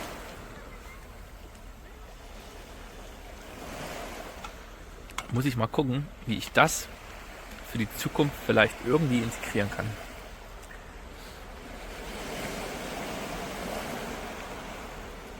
Ja. Also bleibt spannend auf jeden Fall. Aber ich habe natürlich auch mir ein krasses Leben aufgebaut in Leipzig. Deswegen ist es so unfassbar schwierig zu sagen, okay, man reist komplett ab und macht was Neues. Und ich weiß, was das bedeutet, neu anzufangen. Das schon mehrmals. Erst in Dresden, dann in Berlin, dann in Leipzig. In Leipzig sogar 3-mal. Ja, schon einige Umzüge durch. Aber es hat immer auch viel gebracht, so. Aber es liegt ja nicht am Ort, wie man so schön sagt. Es liegt ja an einem selbst. Ja, man kann sich im Endeffekt überall zu Hause fühlen. Das Zuhause ist, also das ist ja im Endeffekt innen drin. Ja. Man kann die ganze Welt bereisen und sich nicht zu Hause fühlen oder niemals ankommen. Na, das ist es. Das meine ich damit nicht. So, wichtig ist einfach so für mich, dass ich mir überlege, wie könnte ich mein Leben noch krasser verbessern. Und da kommt eben dieses Meer ins Spiel. Und das schon seit Jahren. Schon als ich damals in Dresden war, dann als ich in Berlin war, dachte ich so, oh Mann, am Meer wohnen. Aber am Meer ist halt schwierig. An der Ostsee ist es tatsächlich echt schwierig. Ich habe mir Lübeck angeguckt, habe mir die anderen Städte angeschaut. Und die sind alle natürlich wesentlich kleiner und es ist nichts wie Leipzig. Manchmal wünsche ich mir, wäre doch Leipzig am Meer. Wahrscheinlich wünschen sich das auch echt viele. Aber, naja, es ist echt krass. Ja. So noch. Hier drüben ist so eine Gruppe von jungen Leuten. Die haben sehr viel Spaß. Auch ganz schön einfach. Also ich mag das immer sehr, wirklich im Ausland zu sein und dann gar nicht zu verstehen, auch durch die Innenstadt zu laufen. Man hört da nur ein Meer aus Stimmen, aber nicht die gesprochenen Worte. Ja, naja, ich genieße mir jetzt mal noch hier das Bier und schaue noch ein bisschen Fernsehen, also in die Sonne. Und höre noch ein bisschen Musik. Und dann gehe ich bestimmt noch mal in die Stadt, suche diese verdammte Bushaltestelle, damit ich morgen irgendwie zum Airport komme. Mal gucken, ob ich die finde. Ich habe schon mehrere Locals gefragt, Leute, auch junge Leute hier. Keiner wusste so richtig, wo es ist. Aber ich denke, ich werde die schon finden. Und ja, naja, also dann bis dahin. Ja, schaut euch das mal an. Jetzt kommt hier sogar noch so ein Piratenschiff vorbei. Im passenden Moment. zack. Und da hinten hat auch gerade hier so AIDA-Schiff getrötet. Das klang ein bisschen wie ein Furz, aber war echt laut. So, und hier seht ihr jetzt das dicke Schiff. Es scheint keine AIDA zu sein, sondern TUI oder sowas.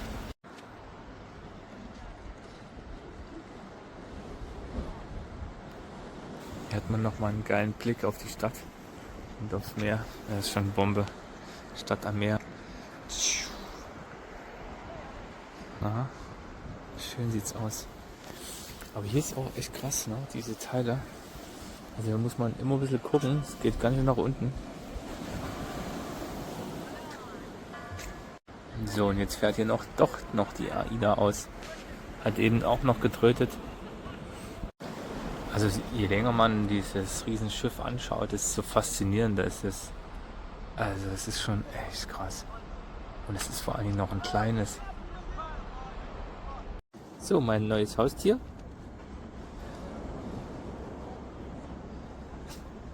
Sieht lustig aus. Läuft lustig. Als wäre es betrunken.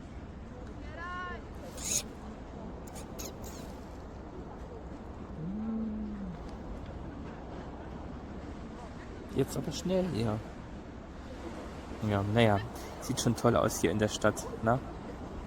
Der Hintergrund hier.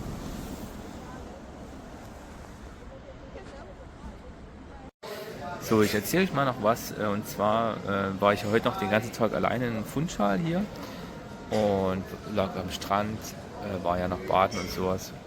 Und tatsächlich habe ich auch eine Frau, also hat mich eine Frau angesprochen, mit ihr bin ich ein bisschen in Kontakt gekommen. Ich sag mal so, wir haben ein paar Wörter gewechselt, ne? Sie spricht halt nur Englisch und sie kommt aus Schweden und es war eine schöne Begegnung, auf jeden Fall ein kurzes Gespräch, aber sie wollte dann natürlich noch mehr Zeit mit mir verbringen und da habe ich dann aber irgendwie erstmal gesagt, so, nee, ich muss jetzt erstmal hoch, ich brauche jetzt erstmal ein bisschen Zeit für mich. Und dann bin ich nochmal in mich gegangen und habe überlegt, möchte ich jetzt mich mit irgendeiner Frau treffen und dann vielleicht einen schönen Abend haben, wie auch immer. Und dann habe ich mir so gedacht, nee, das muss ich jetzt so nicht, weil ich möchte ja wirklich echte Nähe, echte Verbindung und nicht einfach nur so einen Moment von irgendwie, der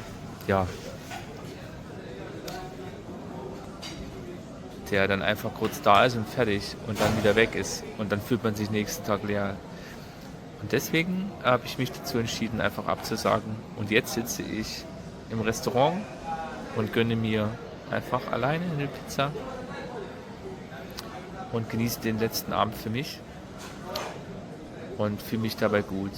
Und ich muss sagen, früher hätte ich das nicht gemacht. Ich hatte nie solche Situationen, davon abgesehen.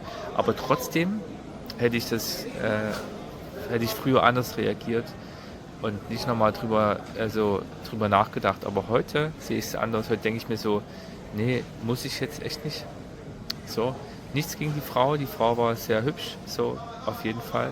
Darum geht es nicht. Es ging einfach nur um, muss ich jetzt so etwas machen? Und dann habe ich festgestellt, nö, das ist es mir jetzt nicht wert. Ich suche wirklich dann lieber echte Verbindung, echte Liebe und möchte eine Frau natürlich langsam kennenlernen. So, ich muss noch mal kurz einschalten. Wisst ihr, ich gehe auch gerne mal ins Restaurant, aber das muss dann halt wirklich auch so aussehen. Na, also, wo ich ganz alleine sitze, finde ich es wirklich sehr angenehm. Da ist schön Ruhe, es klimpert nicht so laut. Jo. So, jetzt geht's nach Hause. Also, jetzt gehe ich pennen. Und genieße jetzt hier noch die letzten Abend, die letzte 17 Grad, 18 Grad Wärme. Wahnsinn, sieht das so aus hier. Der Hauptstraße. Ist schon eine schöne Stadt, würde ich sagen. So vom zweiten Eindruck her schön, auf jeden Fall. anders. Klar. Naja. Gut. Also ich muss noch ein bisschen drüber nachdenken. Über die Person, also die Frau, wo ich dann einfach meine, so nee, ich bleib lieber alleine.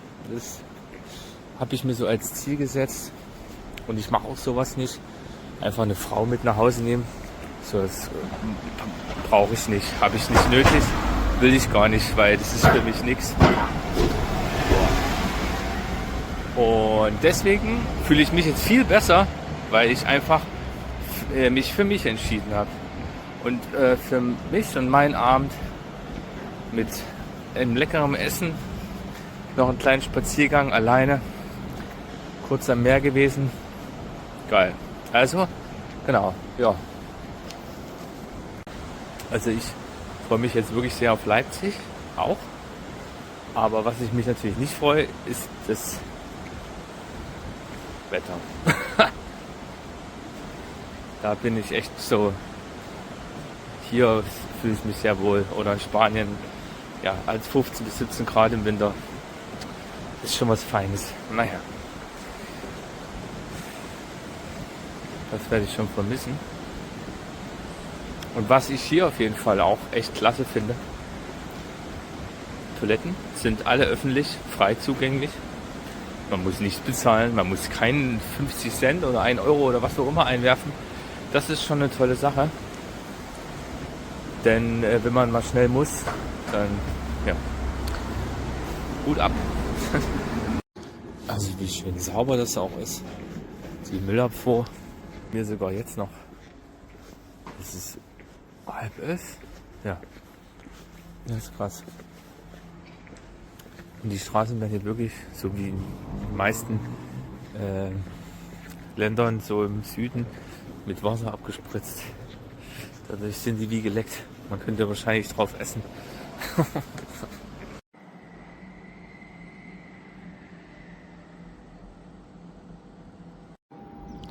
So, letzter Tag. Nicht letzter Tag, ich meine letzten paar Stunden. Hier nochmal die Morgensonne. Ich sitze jetzt hier, ich liege jetzt gerade noch auf so einem schönen Schaukelstuhl. Oder, ne, so einen Liegestuhl meine ich. Und genieße die letzten Minuten hier Sonne und dann geht's zum Flughafen. So, meine Reise ist jetzt fast zu Ende. Ich bin jetzt hier am Airport angekommen und ja, habe jetzt tatsächlich, der Bus fuhr so schnell. Also eigentlich dachte ich, der fährt 50 Minuten, stand da, aber der ist dann am Ende nur 20 Minuten gefahren. Ich verstehe es auch nicht, weil der einfach nur gerast ist. Und naja, wie dem auch sei, jetzt bin ich hier und suche gerade einen Weg, wie ich rüber ans Meer komme. War nicht so einfach, weil das alles abgeriegelt ist. Aber ich habe jetzt einen Weg gefunden. Und da ja, gönne ich mir jetzt noch die letzte Stunde am Meer, so nah wie möglich ranzukommen. Mal schauen, ob ich über den Zaun komme da oder an den Zaun. Ich weiß es nicht. Wahrscheinlich ist es auch abgeriegelt. Ich probiere es trotzdem aus. Also da hinten, ich zeige es euch mal. Schaue ich mal. Vielleicht gehe ich auch mir den Friedhof angucken. Mal schauen, ob das geht. Ich weiß es nicht. Ich probiere es. So, perfekt. Ich habe hier einen Weg gefunden. Raus aus dem Flughafengelände. Und jetzt ja, gehe ich hier unten noch ein bisschen an das Meer, auf die Steine. Hier, ich komme wahrscheinlich hier nicht runter, aber ich kann mal gucken. Doch, geil. Hier kommt mal runter. Ja, dann gönne ich mir jetzt hier unten noch die letzte Stunde nochmal Ruhe und verabschiede mich hier von Madeira. Krasser Urlaub, krasse Erkenntnis, auch die Nacht, oh, alles krass. Ich hatte da wirklich eine krasse Eingebung über ein altes inneres Muster. Erzähle ich euch gerne gleich mehr von. Also ich sag's euch, hier ist eine Treppe. Also ich sag's euch, das ist crazy. Ich hoffe, das ist alles noch stabil. Das sieht auf jeden Fall echt verrückt aus, weil hier ist nicht mal irgendwas, Geländer und dann geht's hier 6 Meter ab. Das ist echt krass. Aber gut, kriege ich hin mit Tasche. Also ohne Scheiß, was ist denn das hier für ein krasser Ort? Hier fliegt gerade noch Bumm da oben. Aber diese Ecke hier ist der Hammer. Klar, man hat natürlich die Lautstärke vom Flugzeug, aber trotzdem geil. Bin ich jetzt froh, da habe ich noch eine schöne Stunde hier am Meer. Und hier gibt es sogar noch eine Höhle. Abgefahren, das sieht alles komplett instabil aus, aber ich gucke trotzdem mal rein. Boah, krass. Okay. Ja, abgefahren. Ja, wenn ich das jetzt hier so sehe, kriege ich eigentlich nochmal Lust zu baden, aber das ist zu gefährlich. Das ist zu krasse Strömung. Das würde einen dann an die Seite drücken. Ja, also ich zeig. Ja, es würde schon gehen da irgendwie rein, aber es ist zu krass. Vor allen Dingen an den Seiten sind dann so Muscheln. Ja, das ist nicht so wild. Jedenfalls, ich erzähle euch jetzt mal noch die krasse Sache von gestern. Ich gehe in das, ich habe mir dann ja am Ende ein Hotelzimmer gebucht. Also so ein ganz einfaches, weiß ich nicht, 2 oder 3 Sterne. Ist mir gar nicht wichtig, so wie es ausschaut oder was auch immer. Es geht mir eher um das, ich wollte einen leisen Raum, den habe ich bekommen. Und es war schön, konnte ich gut schlafen, aber bin dann irgendwann um 3, um 4 nachts aufgewacht und hatte so krassen Traum von, ich sehe meine alte, also mein Inneres und sehe wie eine Art alte Burg und dort liegen meine alten Truhen, meine wirklichen alten Muster, sage ich jetzt mal, alte Emotionen, die da gespeichert sind, so in der Richtung, oder alte Wunden, alte Erfahrungen. Und dann war es ein extrem krasser Schritt für mich, diese Truhe, die dann aufging von meiner Ex-Freundin, sozusagen zu schließen. Boah, das war krass. Ich habe sie dann verschlossen, weil ich habe mehrmals reingeschaut und es war immer wieder krasser Schmerz. Deswegen habe ich dann gedacht, nee, ich muss einen anderen Weg gehen. Ich verschließe diese Truhe jetzt. Und während ich sie verschloss, lachte dann sozusagen wie eine Hexe. So. Also es war wirklich krass. Ich dachte mir, okay, ist das mein Ego, ist das mein Verstand? Was ist los? Und während ich dann das schloss, die Hexe lachte. Und dann, also es kam vorher die Angst hoch. Ich habe dann versucht, die Angst zu fühlen. Dann habe ich die Truhe verschlossen. Und dann kam die Hexenlache, so ein richtig fieses Lachen. Und dann wusste ich, okay, ich meine, ich habe das 1,5 Jahre lang also die Tür aufgelassen, ob sie zurückkommt oder nicht. Und ich habe alles versucht und jetzt habe ich für mich entschieden, okay, ich gehe, wie soll ich das beschreiben? Ich kenne meinen Selbstwert und ich entscheide mich für mich. Das war so ein krasser Schritt. Wow, das war wirklich das Schwierigste, was ich machen musste, weil die Truhe von ihr war super riesig und da lagen viele Ängste, viele Bindungen, vieles drin so, und es war wirklich für mich eine sehr große Liebe, so, die ich damit abschließen musste. Und ja, danach war ich traurig, aber die Angst ging weg und ich wusste, okay, ich habe das Alte jetzt einfach verschlossen und lasse das ruhen, weil ich kann es nicht ändern. Es ist, wie es ist. Sie hat sich halt einfach nur mal anders entschieden, nicht für mich. Und ja, es gibt Dinge, die kann man einfach nicht ändern, egal wie sehr man kämpft und tut und macht und was. Und boah, ja, wahnsinnig.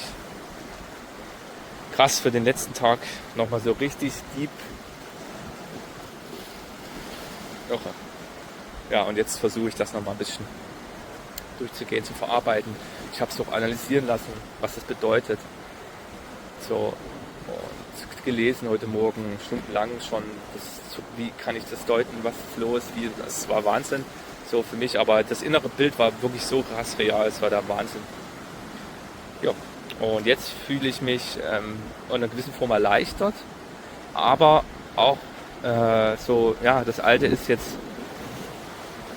Ich von mir ist gegangen, so was ich für die Person empfunden habe. Und jetzt geht's weiter. Das Leben. Ja, das Leben kann echt hart sein. Wirklich. Scheiße, ey. Das ist so krass. Ja. Naja.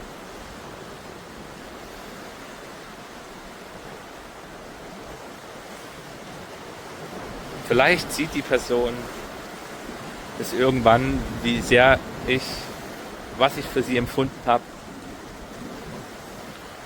Aber ich habe das nicht in der Hand. Entweder das Universum, so nenne ich das, wird es ihr vielleicht irgendwann zeigen, wenn sie etwas Ähnliches erlebt, als Spiegel. Ja, ist verrückt.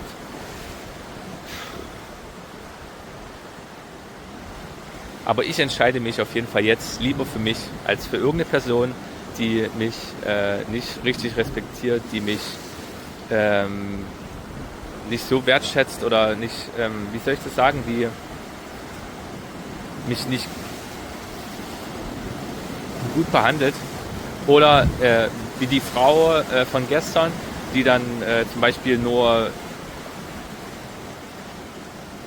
einen kurzen Moment der Nähe sucht und dann wieder weg, aber sowas brauche ich nicht. Also das ist für mich nicht, war ein echter krasser Schritt. Ja, und jetzt mache ich noch eine Meditation und schließe hier Madeira auch ab und dann gehe ich zum Flughafen. 5 Stunden, ja okay, also ich bin heute Abend erst zurück, irgendwann 8:30 mit Zeitverschiebung. Aber ist okay, ich freue mich schon auf mein Bett. Ich hoffe, meinen Pflanzen geht's gut, weil 2 Wochen lang nicht gießen. Ich habe sie noch mal richtig getränkt, bevor ich geflogen bin. Aber mal schauen. Ich hoffe, alle leben, weil meine Pflanzen sind mir sehr wichtig. Also dann bis dahin. Ich hoffe, euch hat es hier gefallen, meine Beiträge, um mich vielleicht näher kennenzulernen als Mensch, als Musiker. Vielleicht könnt ihr ja was daraus ziehen. Ja, danke fürs Zuschauen. Kennt ihr das Buch Die Möwe Jonathan? Das ist ein schönes Buch, kann ich nur empfehlen. Das wollte ich jetzt noch ergänzen, ist mir gerade noch eingefallen. Und ja, also ich zeige euch nochmal den Blick und dann, das ist der letzte Blick. Mega, finde ich toll. Es ist warm, es ist, ich weiß nicht wie warm, 20, 18, 19 Grad. Es ist einfach geil. So, da ist sie, die Möwe Jonathan. Da sitzt sie.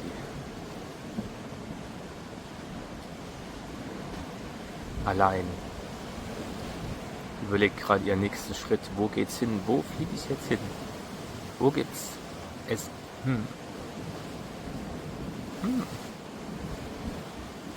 So. Verdammt.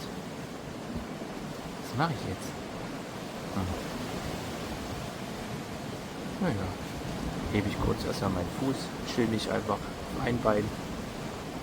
Ist geiler.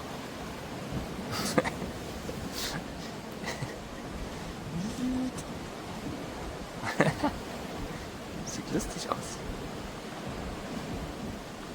Cool.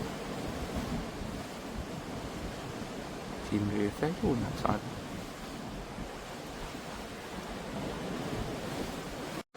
Jetzt hat mich hier jemand besucht. Ein Vogel. Ja.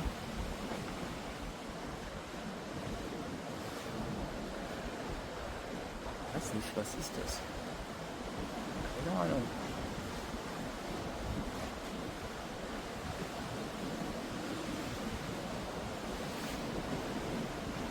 Oh, es ist echt ein schöner Ort. Nochmal, um runterzukommen und sich vorzubereiten auf den Flug. Das ist echt fantastisch. Also Möwe Jonathan sitzt übrigens immer noch dort. Jetzt schon eine halbe Stunde und guckt. Abgefahren. Sie macht wahrscheinlich gerade Mittagspause. So, jetzt ist sie ganz nah hier bei mir. Also etwa 2 Meter entfernt. Läuft hier vor mir rum. Ja, holt sich wahrscheinlich gerade hier ein bisschen Mittagessen ab. Lässt sich von mir nicht stören, weil ich hier schon seit einer Stunde liege und leise bin. Irgendwann kommen die Tiere zu einem.